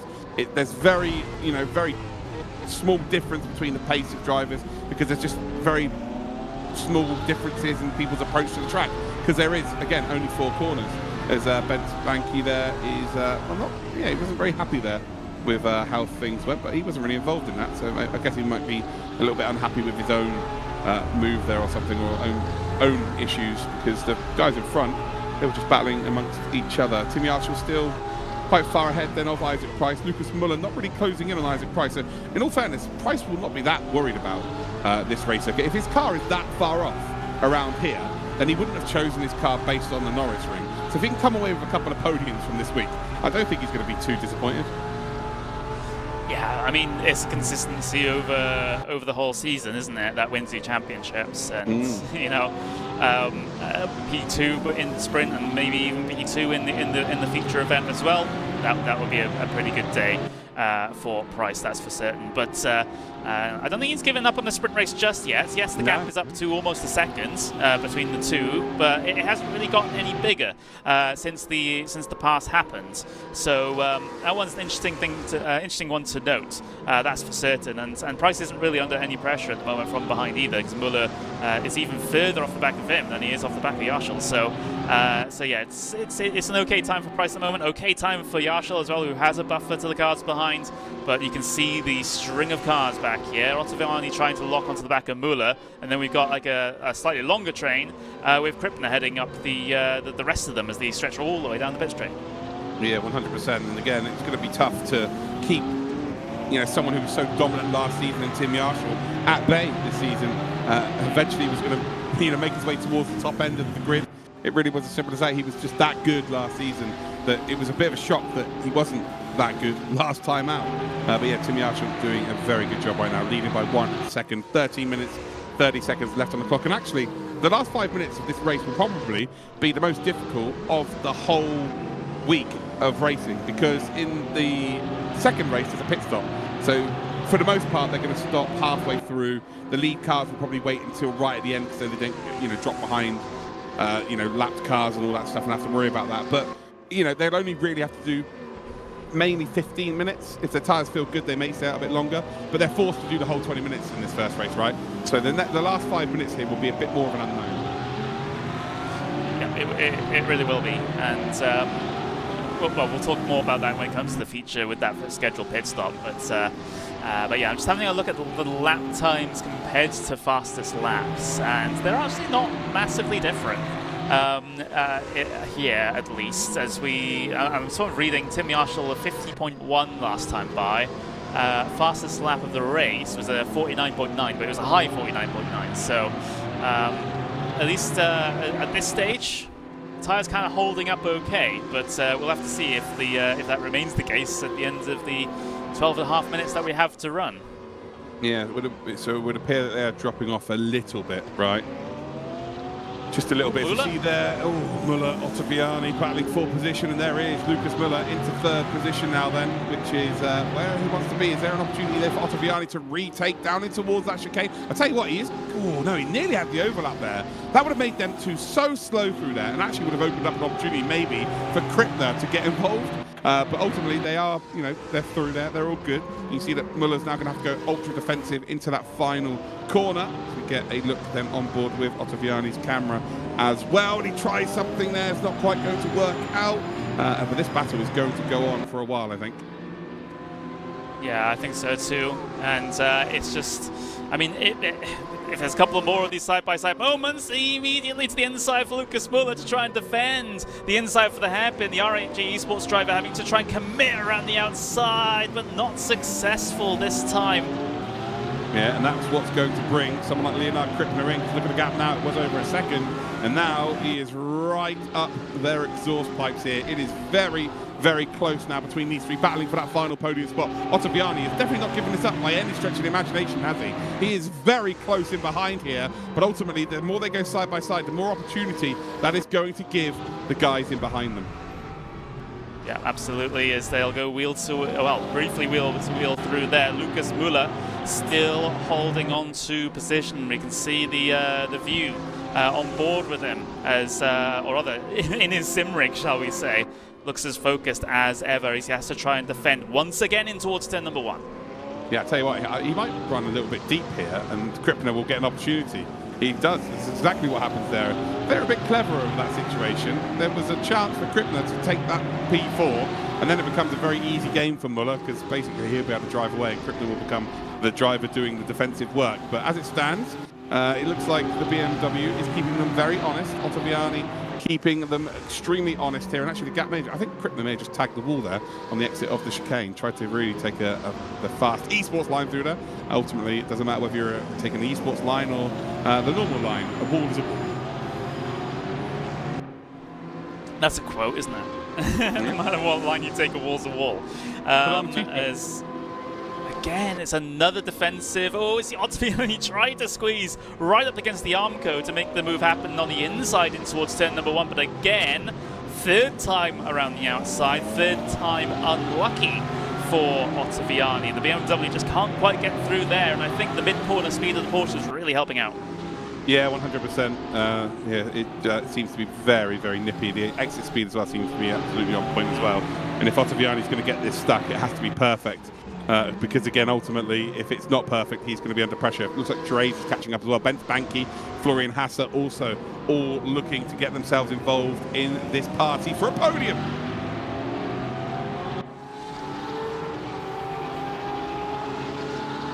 Get a look back then at Ottaviani, closing up. Once again, Lucas Muller does look cool, calm and collected. He does look a little bit red in the face. He might be feeling the heat. As Ottaviani has actually found the perfect spot. He found the inside line this time round. He is going to miss the apex, but again, teammates tagging each other. And I tell you what, it was naughty, but that's the Norisring. Ultimately, that's a good move. Muller didn't turn. If Muller turns in there and there's contact, I think there's a cause for a penalty. But the fact that he turned out of it, Ottaviani gets away with that. But Ottaviani isn't going to be worried about it. He's now up to P3. Teammates nearly tangle. Philip Dre's is sat there going, there might be an opportunity for me. It didn't quite work out for him. But Ottaviani now up into those podium spots. I mean, that was telegraphed over the last 3 or 4 laps that he was going to try and attempt that again. He was tempted to give the go for the gap that was always closing. to the driver's left-hand side down in towards turn number 1 for a couple of laps, but decided better of it the first couple of times. But then he went for the full commitment, door was left open, and Ottaviani is through and now leading this train. Can he pull away from it? Well, that's a slightly different issue, but it does seem like he has a pretty decent clear air pace. But yeah, it was definitely one of those moves where you back out of this or we're having an accident, which are not my favorite kind of moves. I do hate it when people do those sorts of things, but in the end, I mean, it's gained in the position and there was no contact, so yeah, it's not nice, but then again, is everything in racing nice? No, it isn't. That's for sure. Ken, we've seen plenty of examples of that, whether it be sim racing or real life. You're there to do a job, and ultimately Ottaviani's done that job. The gap at the lead in the front, by the way, is coming down quite significantly. I'm wondering whether, like I mentioned earlier on, the final 5 minutes is going to be very tough here for the Porsches. Again, they're very good on getting out of the corner, but ultimately that's going to take its toll in the end, because you're just purchasing the tarmac a little bit more than all the rest of the cars around you, and each lap, each corner, it's going to affect it. Again, so yes, it's under 0.7 of a second now between the two of them. It was over a second, so Isaac Price maybe about to fight back here, Connor. It's pretty exciting. Yeah, potentially. It's one of those things. It might just be a small little mistake from Yarshall that's put him back into this, well, that's reduced the gap slightly, or it might be that Price is able to manage the race a little bit better. But yeah, this is going to be interesting as, you know, it's getting towards half a second now, back up to 7/10 on the relative as they exit the corner, of course. But yeah, I mean, if they do get into a fight here, it'll pretty much be only them as well, because they're, you know, 5-6 seconds ahead of Ottaviani at the moment, who had to take multiple bites at the cherry to be able to get past. Actually, he might end up losing a position again here, as there was a little brief swap there on the timing tower. I think Muller had a bit of an attempt, but was not successful. Yeah, it looked like it was about to have a little nibble, like you said there. Didn't quite work out, but ultimately, as it stands, they are in the same position. And you make a really good point there. Isaac Price, by the way, has done the fastest lap of the race, so I think he's now starting to find pace. But I say he's just done it. He has got the fast lap of the race. And what lap he did that on, I'm not too sure. But what I would suggest is Isaac Price not having the pressure from behind. Oh, yeah, he's had a go there. They've lost time to the front, to the group behind. But because there's no one behind him to put the pressure on, he can really send it. He can afford to have a go a couple of times here, really force Yarshall offline. So yeah, keep an eye on the front battle. That battle is going to get spicy with what, 5 minutes 20 seconds to go, which is about 6 laps, maybe 7 laps, guys. So still a fair few laps. Yeah, fair few as well. And yeah, it's we might. I mean, we were denied a grandstand finish last, you know, at Zandvoort. Maybe we might get one here at the Norisring instead. Now, gap half a second. Let's go on board with Price. Let's see it. Let's see it from his cockpit cam, shall we? And again, he's taking a nice wider line there. Yarshall's defending thin air. He's going to get a better exit out of this. You know, a tighter exit for Yarshall. Again, is going to scream and hurt those tyres to come then through the chicane. It's just opening up the corner a little bit better. Looks like Yarshall driving a little bit more nervous than Isaac Price. And Price, you know, he's just very, very experienced. And Tim Yarshall, of course, has been a champion in the series. He is the reigning champ. So you've got basically the two best candidates of going up for a battle in these two.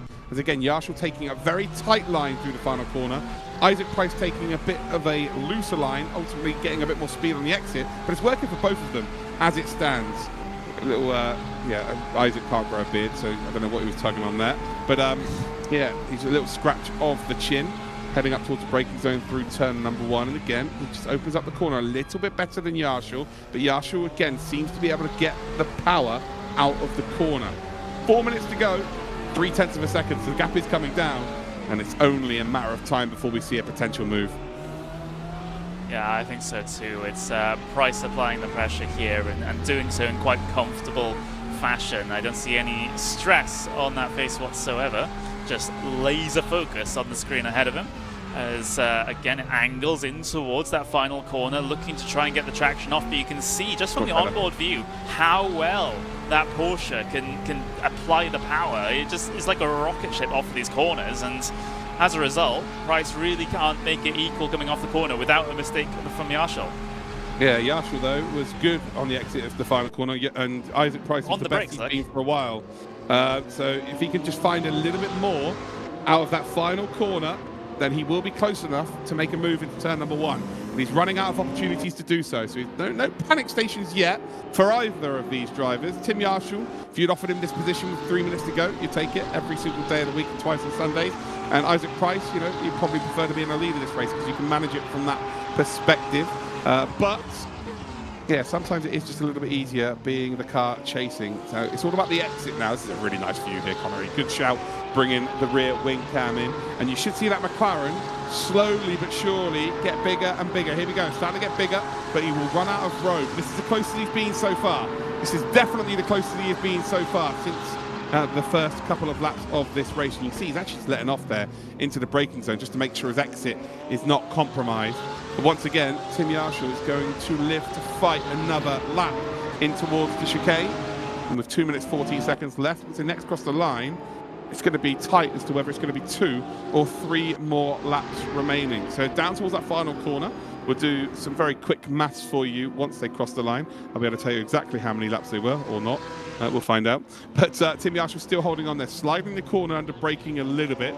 Just shows that there is a touch of pressure. Isaac Price has taken a bit of a wider line this time round, following the driving style of Tim Yashul. And as they cross the line, there is going to be 3 more laps of this race. 3 more laps. 3 more laps for Price to potentially look for a move on Yashul. 3 more laps for Yashul to try to defend to get his first race win of the season here. The sprint race at the Norisring. Of course, we have race 2 later on with pit stops involved and all that. But right now, all that matters are these 2. They have quite a good margin over the rest of the fields. And it's just them, 1v1 duel here for the final laps. And if this was the race number 2, you would bet your bottom dollar that Isaac comes into the pits and tries to undercut. But there's no opportunity to do that in the pit stop. This is the opportunity here. This is the closest these 2 have been this entire race in this order. Can Isaac Price find himself an opportunity? There we go. He's going to be forced to go round the outside. And, well, Tim Yashul is going to have to hang on. How far ahead can Isaac Price go? Yashul squeezes Isaac Price out wide. Can Isaac Price go for the switchback? He absolutely has gone for it. Tim Yashul, though, does get that power down nicely. And wow, this could make it the last lap if they battle intensely. It could force this to be the last lap. Yashul runs deep. He is going to be in trouble down towards the final corner. There is no 2 ways about it. The McLaren is chasing down the Porsche. Are we about to see a change for the lead once again? There is no emotion on Yashul's face. He's going to hold that inside line. And as we go towards the braking zone, we've got 15 seconds left on the clock.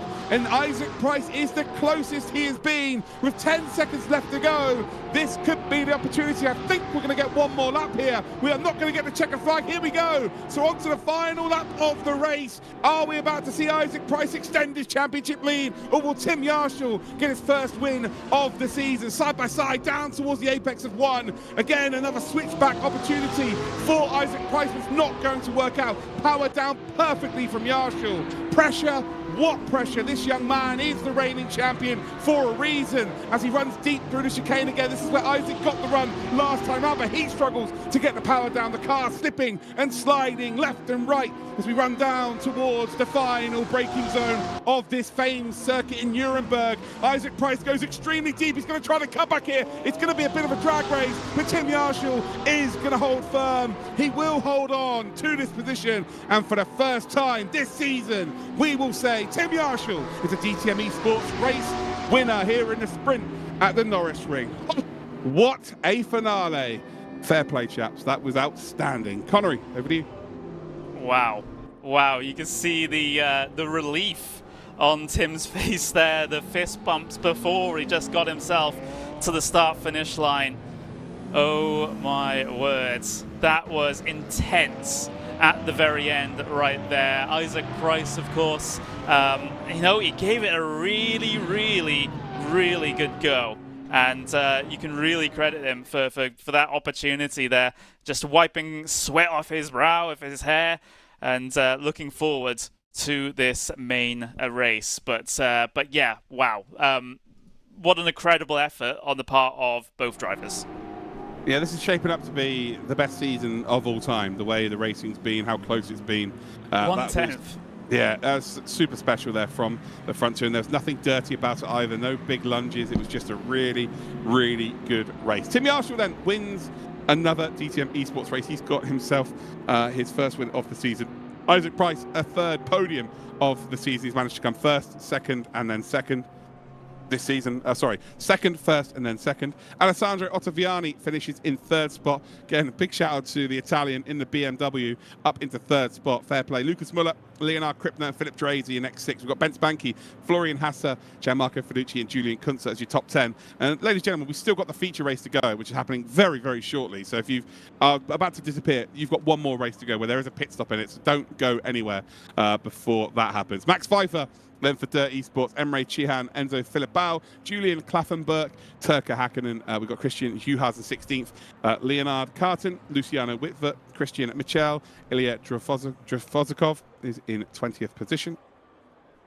And then we've got Patrick Jari, Bo Dixon, Kaj De Bruin. We've then got Andika Ramat Maulana, Marvin Mackenberg, Mihai Neg. We've then got Peter Berliak, Lloyd Badolf, Manuel Vera, and then we've got Nicholas Huben.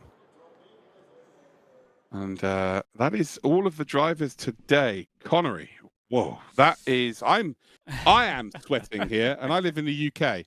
So I have no idea what those drivers are dealing with right now, because that was just very good. Like, regardless of who won that race, the racecraft in that race was absolutely phenomenal, because I don't remember seeing anyone facing the wrong way, and it is so easily done. 2021 DTM finale. Shout if you were there. If you know, you know. But it's so easily done, right, around this circuit. It's so tight, and the margins are so small. To make overtakes, you have to take chances. The driving level from this grid is really good. It really is, and it was just so close at the end there. We had that big effort from Price. We had an amazing defensive effort from Yarshall, showing why he was our previous DTM Esports champion, and back to the champion form here at the Norisring. Potentially, we'll have to see how the main race goes here. But if it's as close as that, then I think we will all be very, very happy indeed. 100%. And while talking of entertainment, we've got an interview with one of the most entertaining drivers, not just on the DTM grid, but in motorsport worldwide. Let's have a chat with Nicki Thiim. So we're with Nicki Thiim right at the tests in Oschersleben for the upcoming DTM season. So good to see you, Nicki. Good to have you back in DTM, and tell us something about the new season. How hyped are you for the upcoming season in DTM?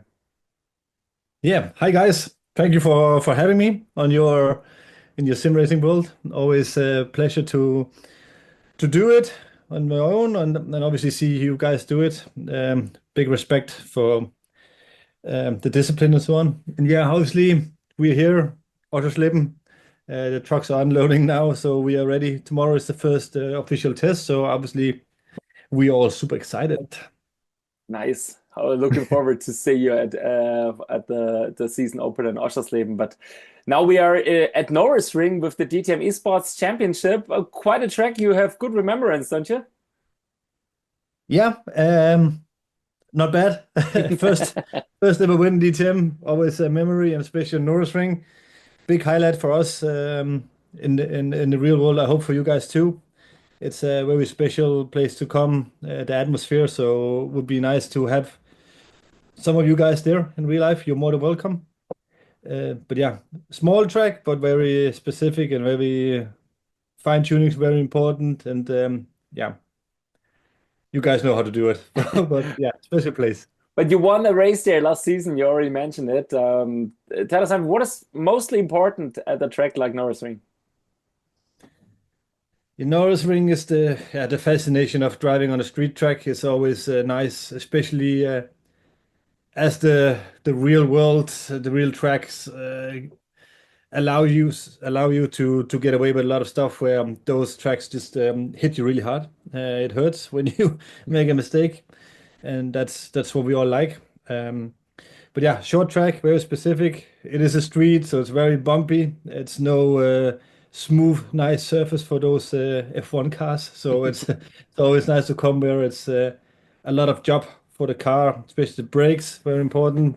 2 big braking zones, so it's tough on the brakes, and especially the damping, as just mentioned, is very bumpy. So fine tuning on all those parameters is very, very important. So I guess it's the same for you guys.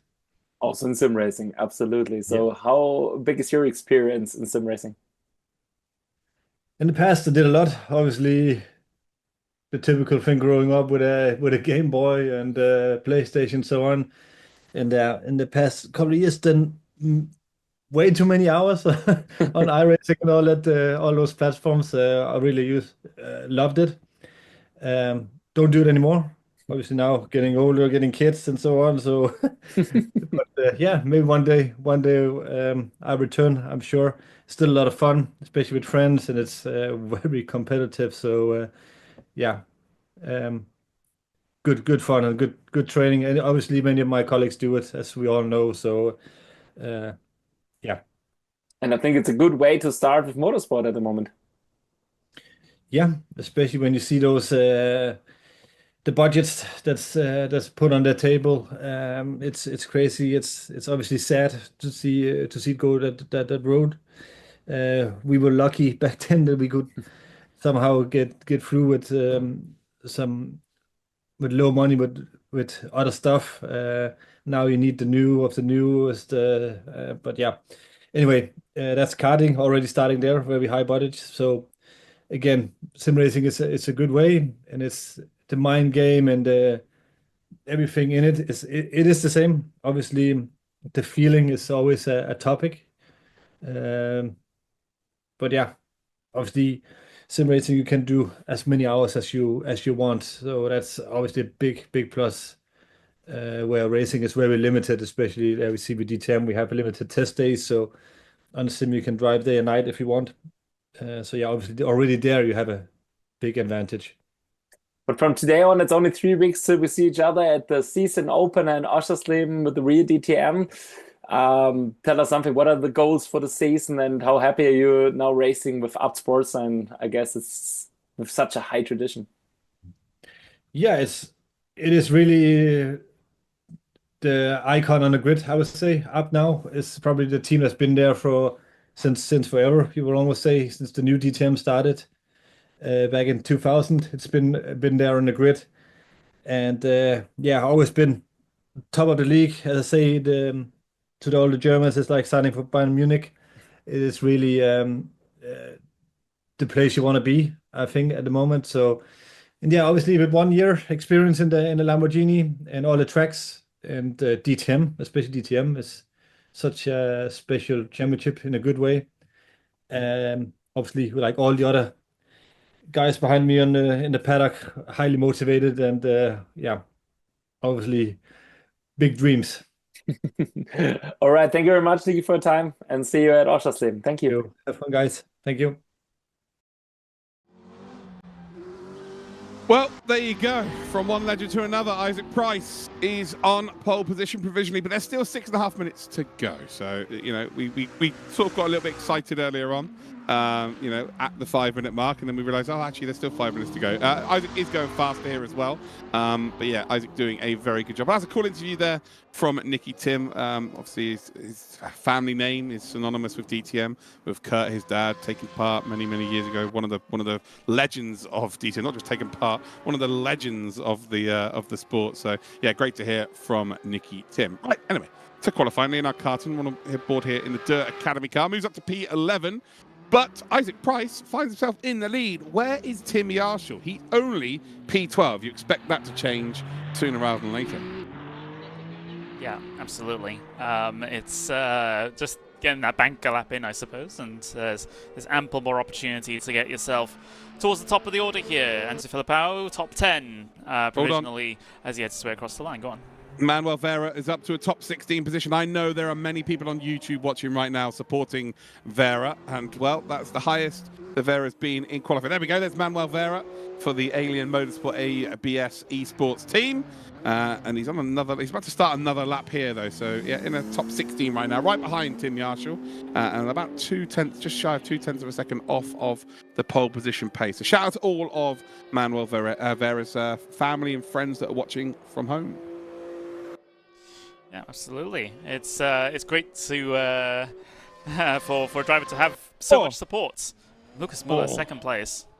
I thought he was going pole then. That looked like he was going pole. Sorry about the noises, guys. I get pretty excited as we're on board. Hakkinen might be about to go pole, though. Across the line he goes. No, it's only good enough for 9th position.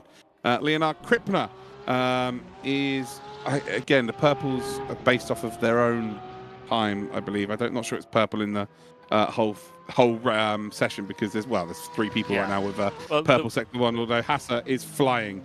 But, and so is Krippner. So Krippner might be about to improve. He could be good enough to go P5 here, unless he absolutely sets the world alight in the final sector. But I think Florian Hassa is someone to watch out for here as well. So Krippner goes across the line. It's only 7th position. What about Florian Hassa? He also sacked his lap off. Ottaviani's going quick here as well. As Ottaviani goes pole position, Isaac Price might be about to retake it, though, from him. So he goes across the line, and he doesn't. So Alessandro Ottaviani in the BMW is currently pole position. Yeah, so the purples work based on the, as far as I remember, the current fastest lap, not if anyone else has gone purple in that lap as well. So that's why you see multiple drivers on the left-hand side go purple in Sector 1, for example, because all of them have done a faster Sector 1 than the pole time. However, they don't affect each other's purples, if you know what I mean. No, I don't. We move on. It's hard. And sometimes you might get weird ones where they take the reset and it still shows their purple, but that's another issue. Yes, as a sim racing commentator, sometimes you've got to be an investigative journalist.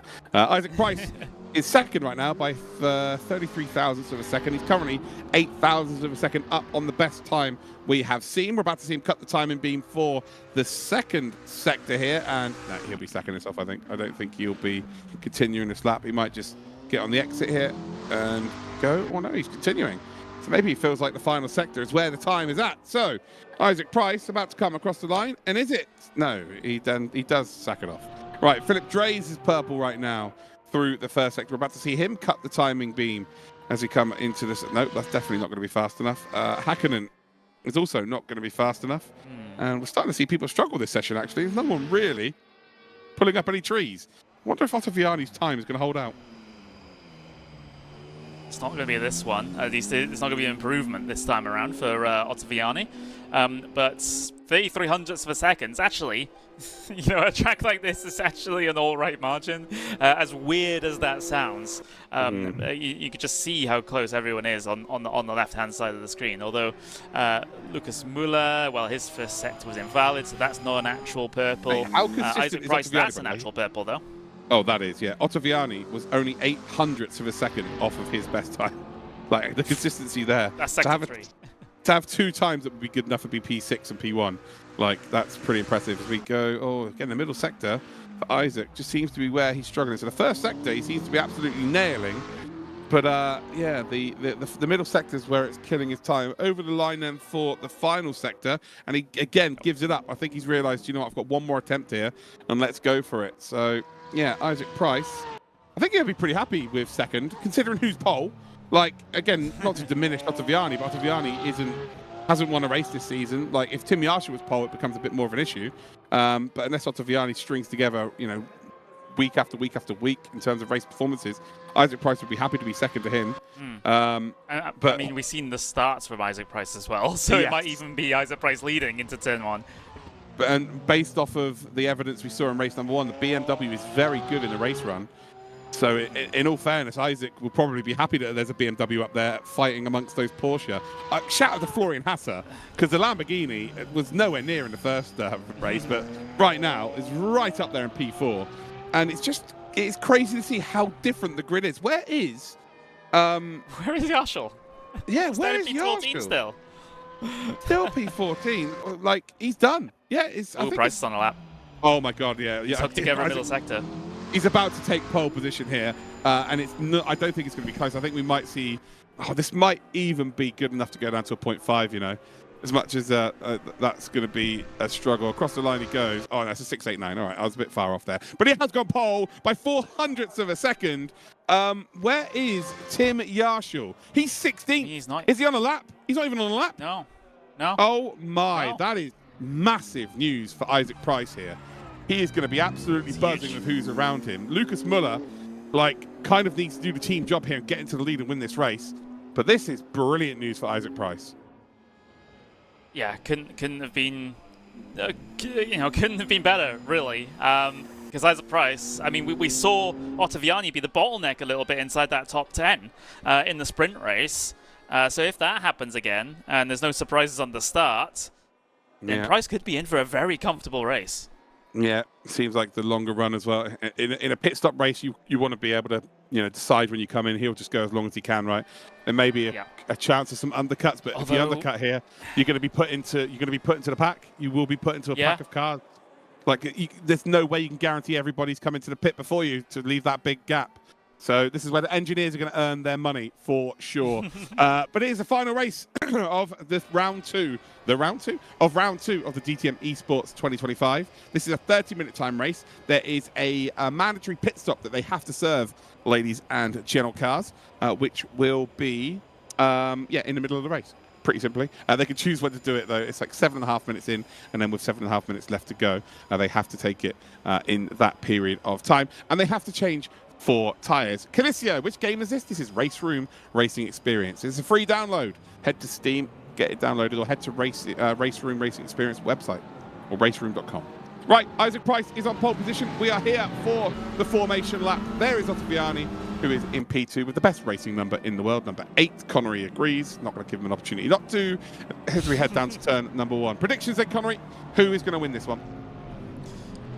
Price is going to nail the start, as he has done in 3 out of 3 races so far this season. Ottaviani might, if he doesn't lose the P2 on the first lap, he'll probably lose it at some point within the next 5. Muller potentially has a good chance if he's able to get through on Ottaviani quickly. Maybe he has a chance of trying to lock onto the back of Price and give him a bit of a hard run towards the end.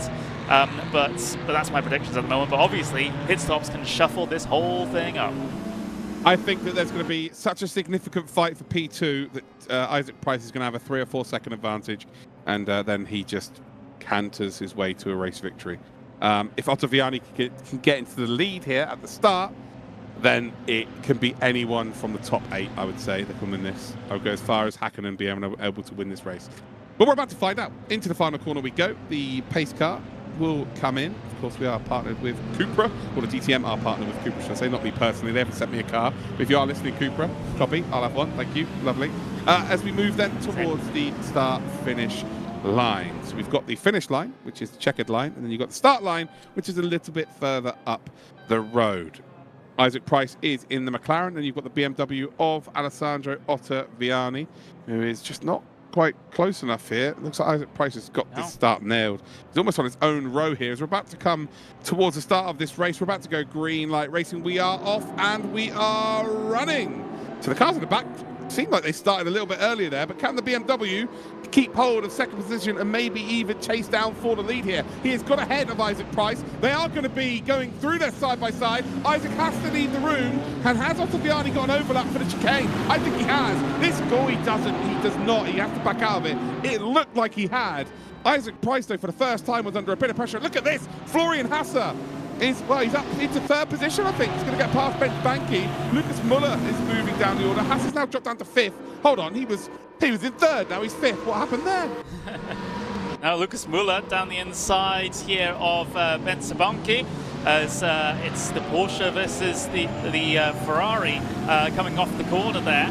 Coming towards the and completing the first lap here. Obviously, that Porsche going to get a little bit of the slipstream from the 2 leaders, but that's not really going to help the Lamborghini having the legs coming down into the braking zone for turn number 1. Can Hasser complete this?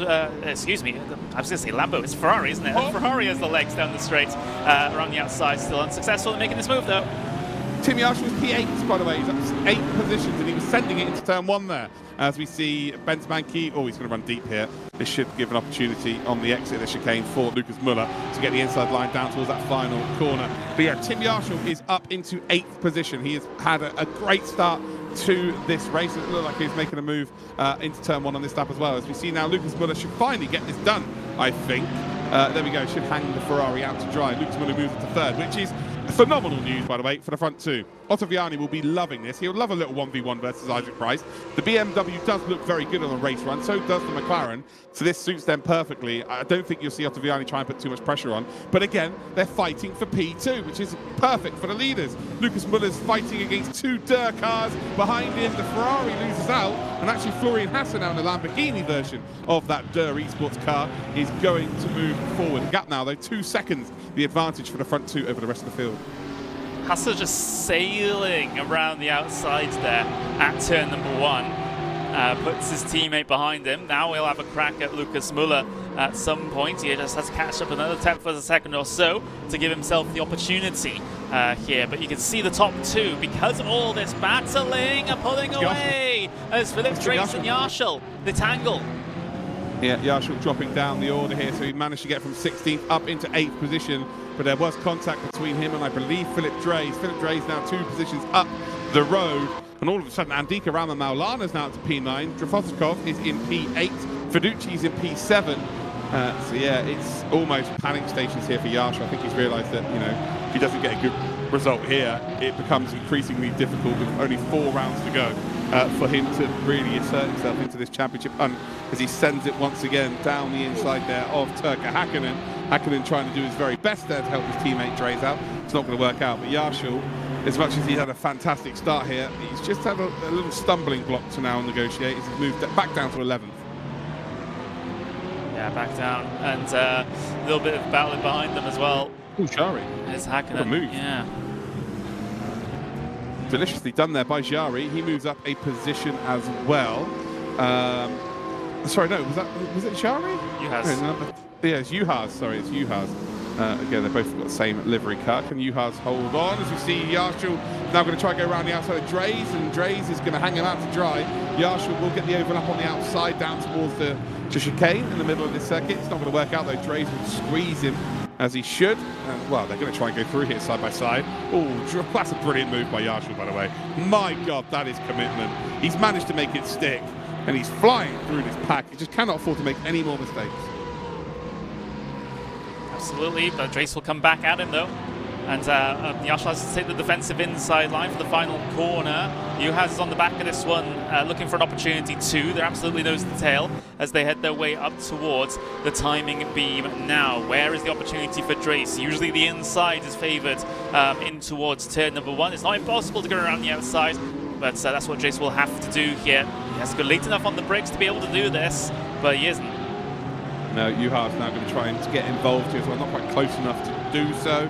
They've now also put Mitchell back involved in all of this. Luciano Whitbert maybe with an opportunity. The Dutchman currently in 16th position. Front 2, by the way, are now nearly 3 seconds ahead of everyone. So Ottaviani just sitting in behind Isaac, getting dragged along.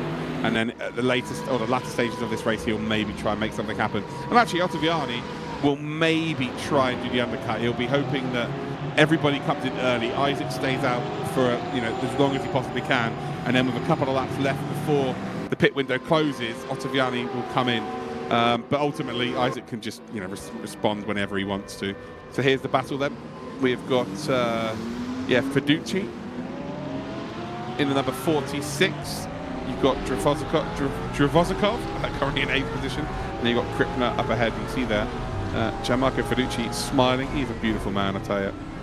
I've got a fair few man crushes, and Gianmarco is one of them. Are they all Italian sim racing drivers? Because you said the same about Enzo Benito. Yeah, no. You don't have to be Italian, but it helps. We found your type.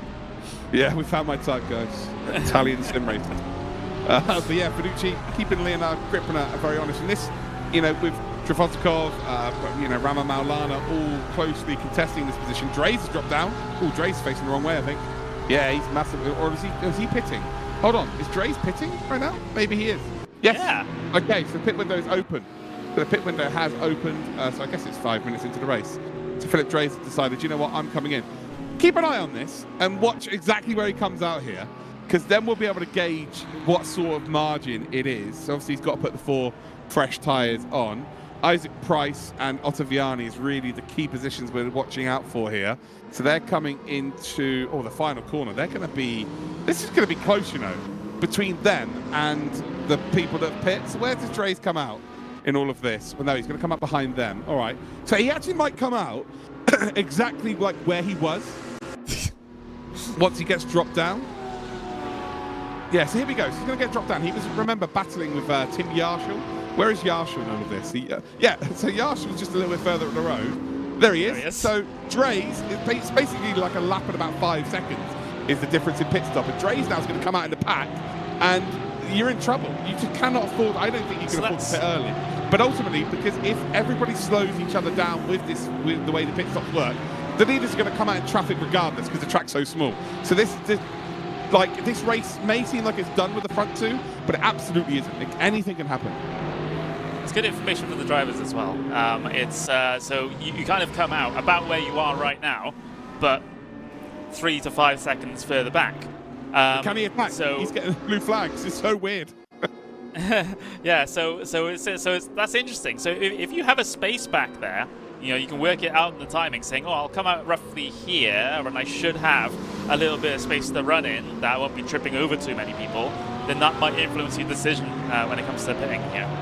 I think Ottaviani and Price, if Fiducci and Dvořákov come in, and Krippner, once those three have come in, that's their gap. So I'm sure that their engineer is probably pointing that out. So as soon as those three make that decision, it's a case of that, Ottaviani would be the key one there to make an early decision and go, yeah, I'm going. There's space there, I can drive into it, perfect, and then we move. So yeah, it's just so interesting. And it's the pit stop is always interesting in this championship, but this track specifically is just its own narrative.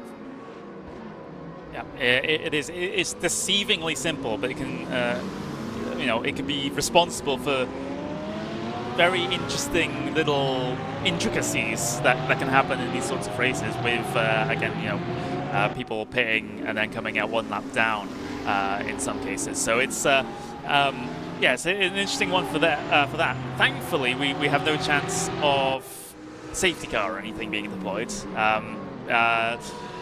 So no. There won't be a situation where I know at some tracks people can get trapped a lap down if the safety car comes out at the wrong time. But thankfully we don't have such a thing here. No, there'll be no free pit stops or anything like that for drivers to stay out longer. So yeah, there's nothing to be worried about in regards to that. But this would be super interesting. Like already, I'm just wondering whether they make that decision. I just think the gap isn't quite there. So it really is Leonard Krippner, Gianmarco Fiducci, and Dvořákov. I think once two of those three come in, that might be the trigger for Ottaviani. So keep an eye on that. That might be the one prediction I get right in a year. You won a year, yeah? I only get one a year. I'm right once a year in racing. So we're 4 and if I'm months wrong, in. yeah, I've not got anything right yet. So.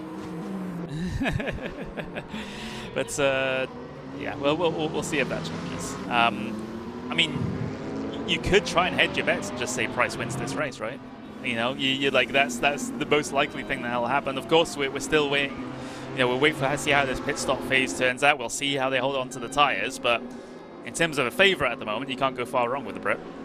No, he's looking very, very good indeed.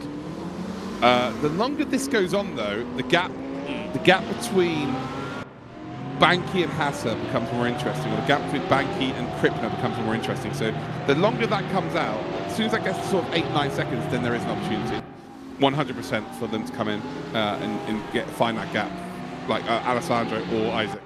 So yeah, keep an eye out on this. I think Isaac could probably filter into that gap now. Ottaviani not quite there, they're coming into. The time just closed up there. I wonder whether they're coming into the pits now. But yeah, Isaac Price still leads this race. Ottaviani still in second, 9 tenths of a second. As we're on board, we were on board there with Fiducci. No one yet deciding to come in from that second kind of group, apart from Dre's, who did come in earlier on. Where is Dre's in all of this now? So he's got Julian Kunzer, Michal Neg also around him as well. They've all come in to the pits as well. And actually, Dre's has dropped back behind Vera, Berliak. Lots of it. I think he's had issues. He must have had some issues somewhere. Oh no, he's 19th. Okay, so he's actually ahead of that group of cars. So yes, it's Kunzer, who's also in behind him. Indeed it is. I get the feeling the race has calmed down Yes. quite a significant amount, as people are sort of waiting to see what happens in terms of these pit stops. I guess people don't want to go too risky at the moment and risk losing too much time in a long, protracted battle that they could have just, not done and saved that time and put themselves in a better position for the end for after the pit stops. Yeah, I think what Dre's was hoping was to get some clear track and then drive into that space in front of him, like a couple of tenths of a lap.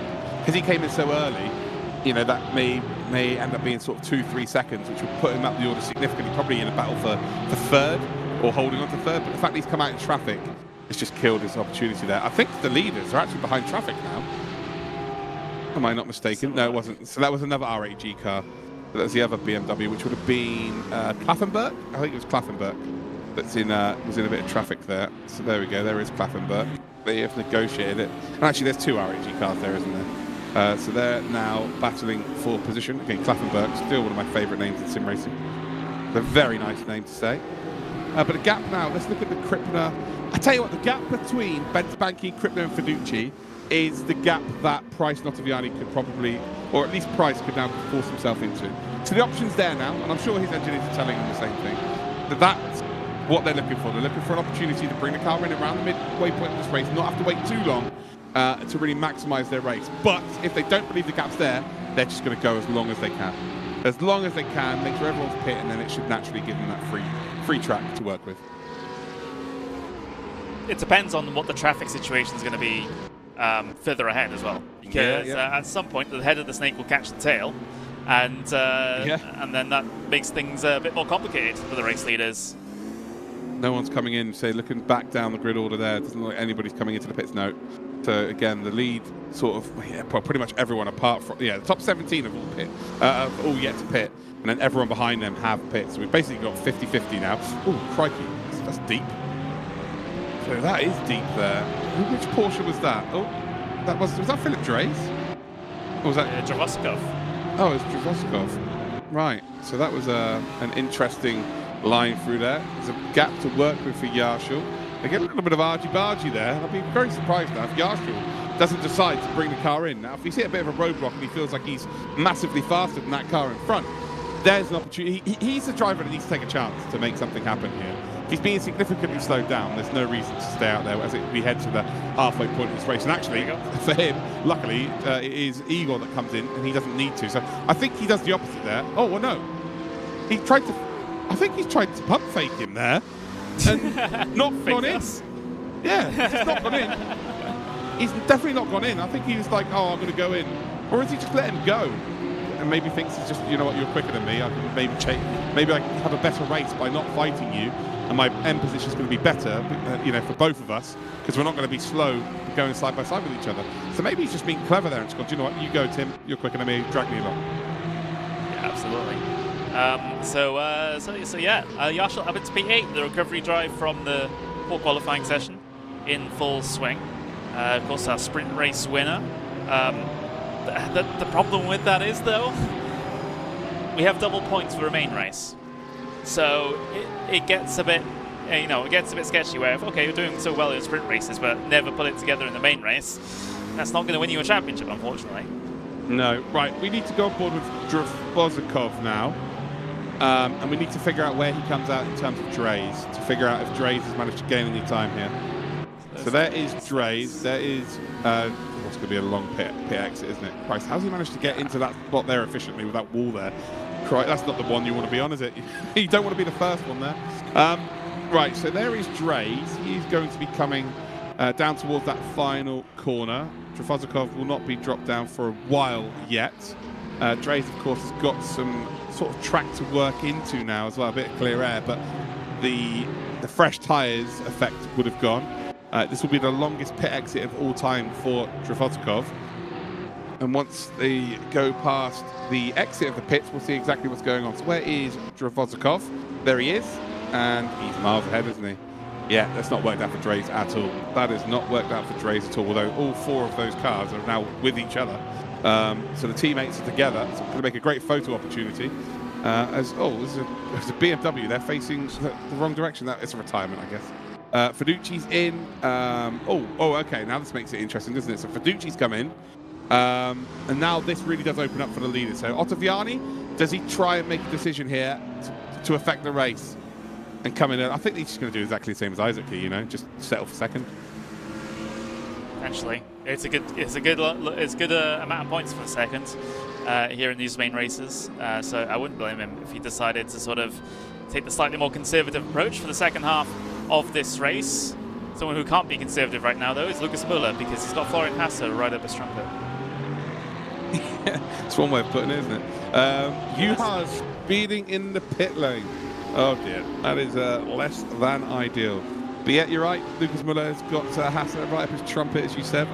That caught me off guard. Try and hold on to a podium position. We don't believe Dre's pushed into that podium fight. He's a bit far back. Or I don't believe he has at a minimum there. As Isaac Price comes in. Right, okay. So Isaac Price is into the pits. So I believe he comes out right ahead here of Bence Banky. I think that's the sort of the hole he's trying to fill, if you like, on this grid. And I could be well wrong here. But if he does come out just ahead of Bence Banky, I am a genius and I might have to become a race engineer. It would be the second thing prediction you've got right this race, which I don't think you're allowed. You said you only had one again. No. Yeah, I think the world implodes and all sorts of guys. It might be the end of the world as we know it. But yeah, Isaac is up on the jacks, getting those new tyres on. You see he's just inputting a little bit of throttle. The wheels just start slightly spinning. Look, he's just raring to go. You can see he's ready to go. Where is Bence Banky? So Bence Banky is the driver I think he's going to come out just ahead of. Where is Bence Banky? There we go. There is Bence Banky. Oh, no way. There's no way, Connery. There is no way. He's right in front of him. Oh, God. It's unbelievable. That is... that's an outrageous shout, isn't it? He found the gap. Yeah, absolutely. I'm just in awe. That was the gap he was looking for. That's the gap I think Ottaviani probably should have gambled a bit earlier because he would have been in that space as well. But yeah, whoever's at race engineering this week for Isaac Price has absolutely nailed it. So obviously we've got to celebrate the driver. The driver's done an exceptional job. Isaac is very good. But his engineers made an absolute worldie of a call there. And yeah, look at the clear track he's got in front of him. Leads the race, a net lead. Like, he's absolutely smashing it today. Absolutely doing very well indeed, as he comes across the start finish line, and there is Ottaviani just coming off the pit lane, and yeah, solidly behind, kind of almost pretty much exactly with the same gap as when they came down in. Yeah, we've got Timon in the chat saying cheers, he's listening, that's his race engineer. Oh, well, you know, I'll take a little bit of credit there, Timon, I think. But yeah, we're on the same page. Bence Banky now leads the race. Bo Dixon up to second spot. Will Bence Banky come in and give Bo Dixon, who is one of the most winningest champions of my race community, ACR, ever. Many championships on RaceRoom. He's won championships in all sorts of sims. But it'd be nice to see him in a top-end series representing distinct.gg. Is there that opportunity for him to lead a DTM Esports race? So Bence Banky's currently got a big old gap to work with. Oh, okay. So me and Timon are going to be swapping positions next time round, guys. There you go. You heard it here first. I think Bo Dixon is about to lead a race. No, he comes in. Oh, so Bo Dixon was about to lead. Oh, he might actually lead if his pit box is a little bit further ahead. So are we about to see Bo Dixon, for the first time ever, lead a AAA tier Esports Championship on RaceRoom? Oh, there's an overtaking opportunity in the pits. Oh, he's right behind him. It's not going to happen. Bence Banky will stay ahead. Oh, it's such a shame. He just needs to stay out for one more lap. Oh, no. Oh, well. One more lap. Yeah, that would have been fun for sure. Isaac Price leads by 0.6, and this is where the BMW became a little bit faster in the first race. Well, add that car with some fresh tyres, I think there's a fight for the lead here with 8 minutes 50 seconds to go. I really do. Ottaviani a tenth faster that last lap, so there might be evidence towards what you're saying there, Luke. It's obviously it's just one data point. We'll have to see the trend, but 8 minutes 30 still enough time to be able to make something happen here for Ottaviani. Yeah, I think this is going to be a pretty good finale. Isaac Price just holding firm. And again, in terms of the points difference, there's such a significant difference in points from race 1 and race 2. It's almost double. So right now it's 40 points for race 1 and then 40 points for winning and 34 points for second. In race 1 it was 24 and 20 as we see just a sea of cars all battling for position here. So we're on board with Drafozikov, who's battling with Gianmarco Fiducci, who's in the Ferrari just in front. Then they've got Leonard Kripner, who might be about to be overtaken into turn number 1. And then amongst all of that, we've got a teammate there, Christian Mitchell, who, Philip Dre is trying to get involved. Mitchell's in behind them. So no love lost between teammates here, ladies and gentlemen. They are fighting. Absolutely. So while the leaders may not be fighting just yet, the guys at the bottom end of the top 10 certainly are.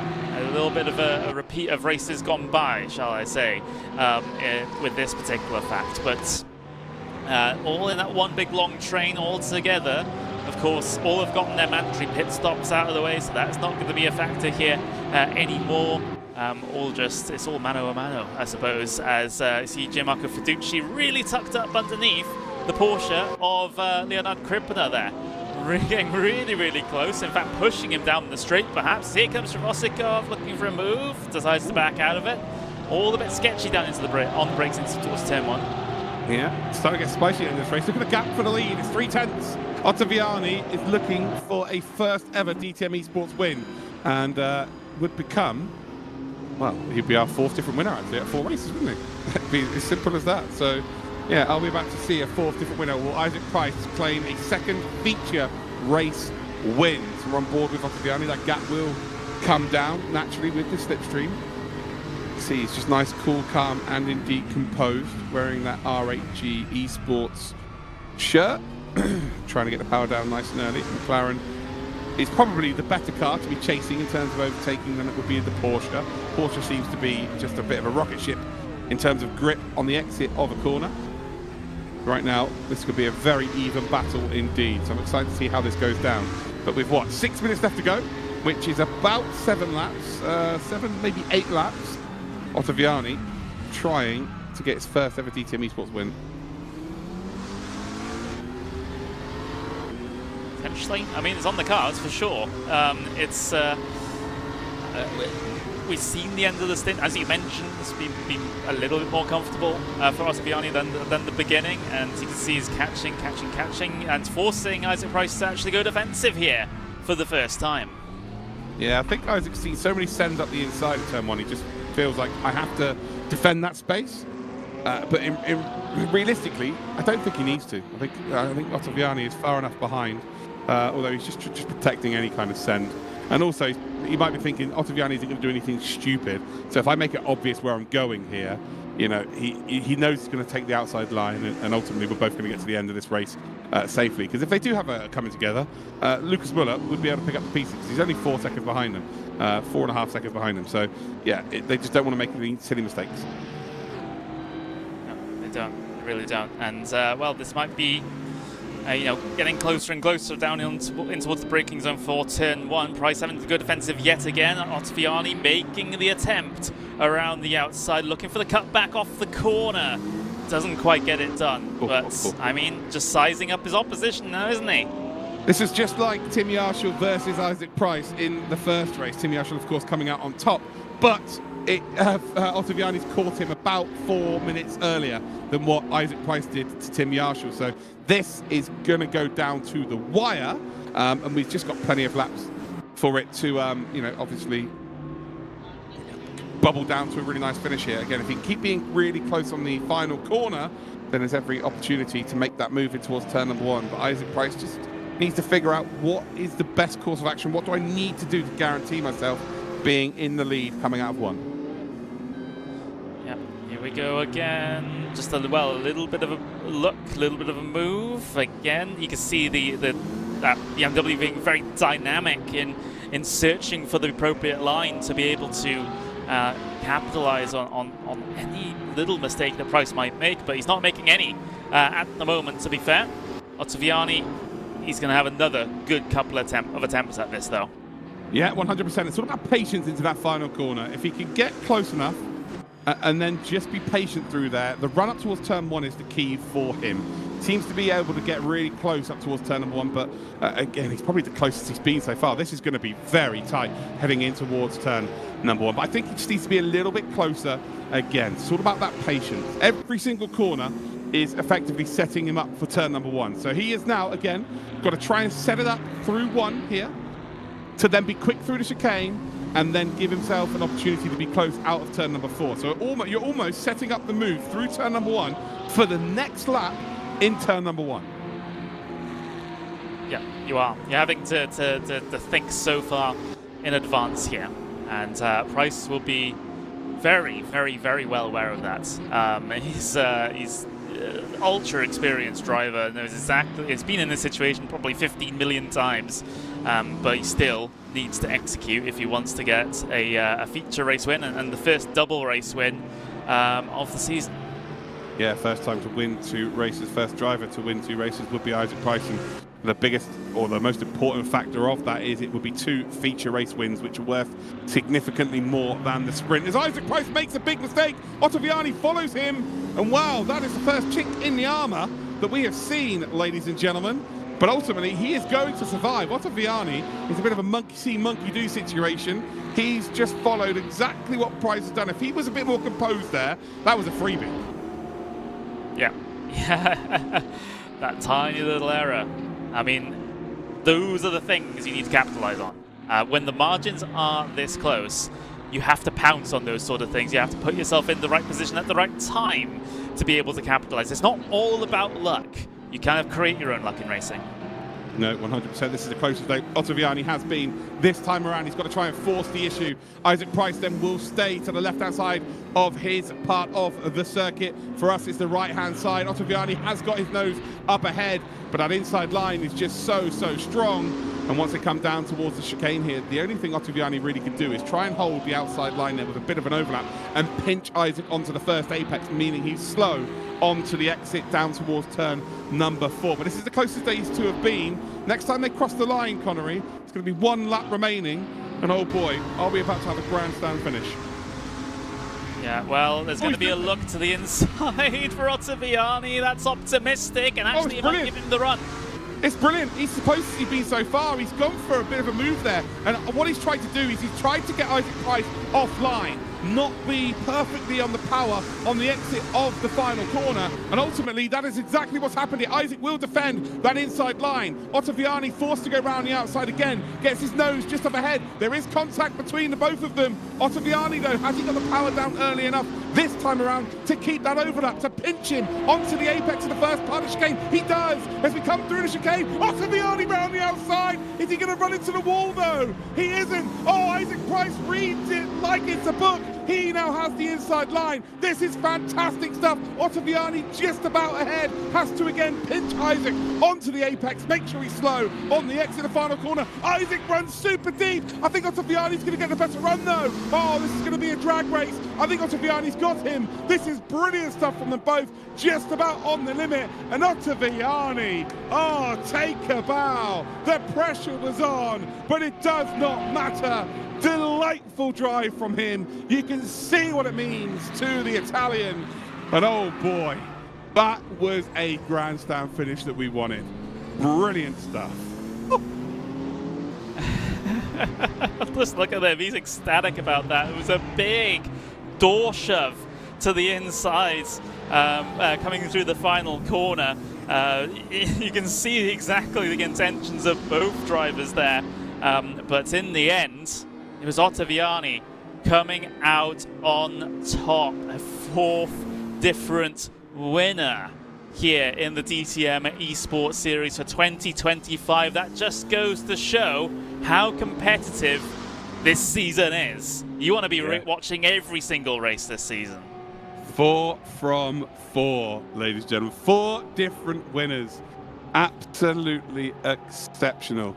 3 different manufacturers as well. We've had a BMW win, we've had a McLaren win, and we've had a Porsche win 2 races. Alessandro Ottaviani, does win the race, completely busts my prediction.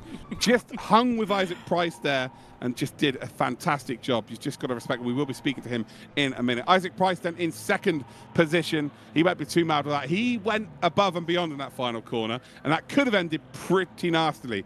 But luckily, Ottaviani kept his composure, had the run on the outside, and then that drag race was won. So yeah, as much as we don't want to see contact, I'm glad that they're both on the limit there, and I'm actually glad they both came out of that unscathed. Lucas Muller then finishes in third, Florian Hasser in fourth, Bent Banky, Tim Yarshall are your top six. We then got Kripner, Fiducci, Trafozikov, and Philip Drays as your top 10. Then we've got Christian Mitchell in 11th, Max Pfeiffer in 12th. We've got Andika Rama Maulana in 13th, Turka Hakkinen, Julian Kuntzer in 15th, with Luciano Whitver in 16th, Emre Chihan, Enzo Filipao, Kaj de Bruin, and Julian Klaffenberg as your top 20. We've then got Patrick Jari, Leonard Carton, Peter Berliak, Bo Dixon, Marvin Mackenberg, Vil Craivi, Nicholas Huben, Mihai Neg. We've got Manuel Vera and Christian Juhas as your top 30. We've got a treat here, ladies and gentlemen. Actually, Ottaviani's just disappeared. So let's bring in Lucas Muller. So let's talk to Lucas first, and then we're going to talk to Isaac and Ottaviani at the same time. I think that's probably the only way we can do this. So let's bring in P3. Oh no, we've got them all here. Well, let's bring all of the drivers all now ready to rock and roll. So we first of all got Alessandro Ottaviani. We're going to bring Isaac Price in, and we're going to bring Lucas Muller in, all at the same time. Have a chat with you guys. Alessandro Ottaviani, the race winner, your first ever DTM Esports race win. What a way to do it. I can't believe it, guys. It was so crazy. Yeah, after like 3-4 laps, I was just thinking in my mind, okay, P2 is already a great position, another podium. So yeah, but I never expected some kind of final. So yeah, very, very happy. No, fantastic stuff, mate. Talk us through the final corner there, where Isaac obviously has absolutely sent it, but you've managed to hold on. Were you expecting anything less? Yeah, I think it was quite a tricky situation because we were, side by side. He tried to send, I tried to give him space. I have to review it because we had a small touch, but I think it was everything, normal. And then I just, went full throttle on the exit and just tried to, okay, now it's, a sort of sprint. I was expecting that kind of overtake, so I just tried to give him space, but yeah, it works. So yeah, that was I love a race for sure. Well, final one from me, but please stick around because I want you and Isaac to have a chat together during this interview. We spoke to Tim last year when he won his first ever DTM Esports race, and it was enough for it to propel him with the confidence to be a champion. Philip Drays, of course, was a first-time winner last time out. Do you believe this race win can give you that confidence to go all the way this season? For sure, it's boost in terms of confidence because after last race, I was just Isaac's in here as well. It's all good. You carry on. Congrats, by the way, Isaac. Nice race. So yeah, for sure, it's a boost in terms of confidence. After the first race, I was quite not really motivated because I knew, okay, yeah, I'm doing good about my driving performance. I was not that there was nothing about complain, maybe just little bit stuff like to make it better. But yeah, for sure, I'm not gonna say that I will do same kind of performance in next round, but for sure, it's a boost for me in terms of confidence, and I will just approach the other race even more motivated.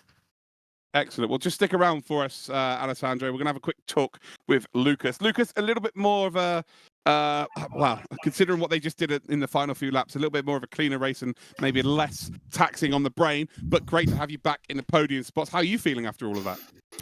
Yeah, I mean, fine. Can't complain too much. I think highest finishing Porsche is a good result for today. I think in quali, I did better than I did in a race. There were some problems while driving with the car. Didn't feel too great, to be honest. So yeah, something we need to work out for the next races. But yeah, I mean, I can't complain too much. P4, P3, solid day in office, I'd say. let's talk about last season was fixed setup. This season's open setup. How big of a difference has that made to the championship for you? I mean, obviously, you can tweak the car a lot more into the way you want to have it, which is obviously, for me at least, I say it's an advantage, because like the Porsche obviously tries or is a very understeery car, very difficult to drive, especially with the fixed setup. But now with the open setup, you can definitely tweak it to your likings. But obviously, like, as you now can tweak more than last year, you need to spend more time in it. So it obviously gets a bit more exhausting probably over the season to spend hours and hours into the setup and driving and whatever. But yeah, I mean, in the end, I think many esports championships across every platform are open setups. So yeah, we're used to it. But I think it's better than last year, to be honest. Perfect, mate. Well, we'll let you enjoy the rest of your evening and weekend, mate. Still a beautiful man as always. Thank you. You as well, mate. See ya. Bye-bye. See you later. Back to Alessandro then. Connery, I'll let you have some time with Alessandro. Obviously, he's very emotional right now, as he should be. But yeah, I'll let you ask some questions while we let Isaac. I think Isaac must be in the German broadcast. We just dragged him in. So yeah, hopefully Isaac pops back in sooner rather than later. Yeah, Alessandro, you're still here, right? Yeah. Emotional, but yeah. I'm here. Yeah. Because that was kind of out of nowhere for me. When you go and watch the broadcast back, I might have been quite negative about you at the start of the race, right? But but I was basing it off of race 1. So what was really the difference between your performance in race number 1 and race number 2? What changed for you? Because it seemed like everyone was trying to get past you. A trainer car trying to get past you in race number 1. It wasn't the most comfortable situation to be in, but in race number 2, you were just there on the back of Isaac Price constantly. So what was the difference there between the two races? I think after race 1, I knew I had, the confirmation that today I was competitive. The mixed car and driver and setup was, a good match. So I started race 2, just more chill and confident about that I was able to score some good result. And to be honest, I was never expecting a victory. My goal was to do like 2 top 5 or 2 top 7, something like that. But yeah, it just been incredible after the start of race 2. I knew that I was able to stay with Isaac, also, of course, thanks to the slipstream. But I was never expecting to attack him. My idea was just to, just follow him, just follow his strategy. And yeah, let's see what will happen in the final laps of the race. I knew that in the first part of the stint, I was able to hit more the tires, hit quicker the tires than the McLaren. So probably it makes the difference to close the gap in the second stint, in the first laps, because I was able to warm up better my tires, and then it was just crazy, just crazy on that. Yeah, and obviously the McLaren which Isaac was driving had a lot of ballast on it, which didn't help his tire issues, towards the end. So that's why he might have fallen off a little bit more. Sorry, but yeah, it's incredible performance from you today. It's if there's one race to win, it's gonna be race 2, right? That's where the double points come in. So yeah, fantastic. Lucas, anything you want to say? Well, we've got Isaac here now, so we can have a little back and forth between Alessandro and Isaac for the second time today. Isaac, you talk us through your final couple of laps there with Alessandro. Yeah, I mean, I think for me, the race was probably lost in the pits. I kind of, I thought I had Alessandro covered, and I tried to play it a little bit safe in the pits, and he nailed his pit entry or something and caught half a second on me.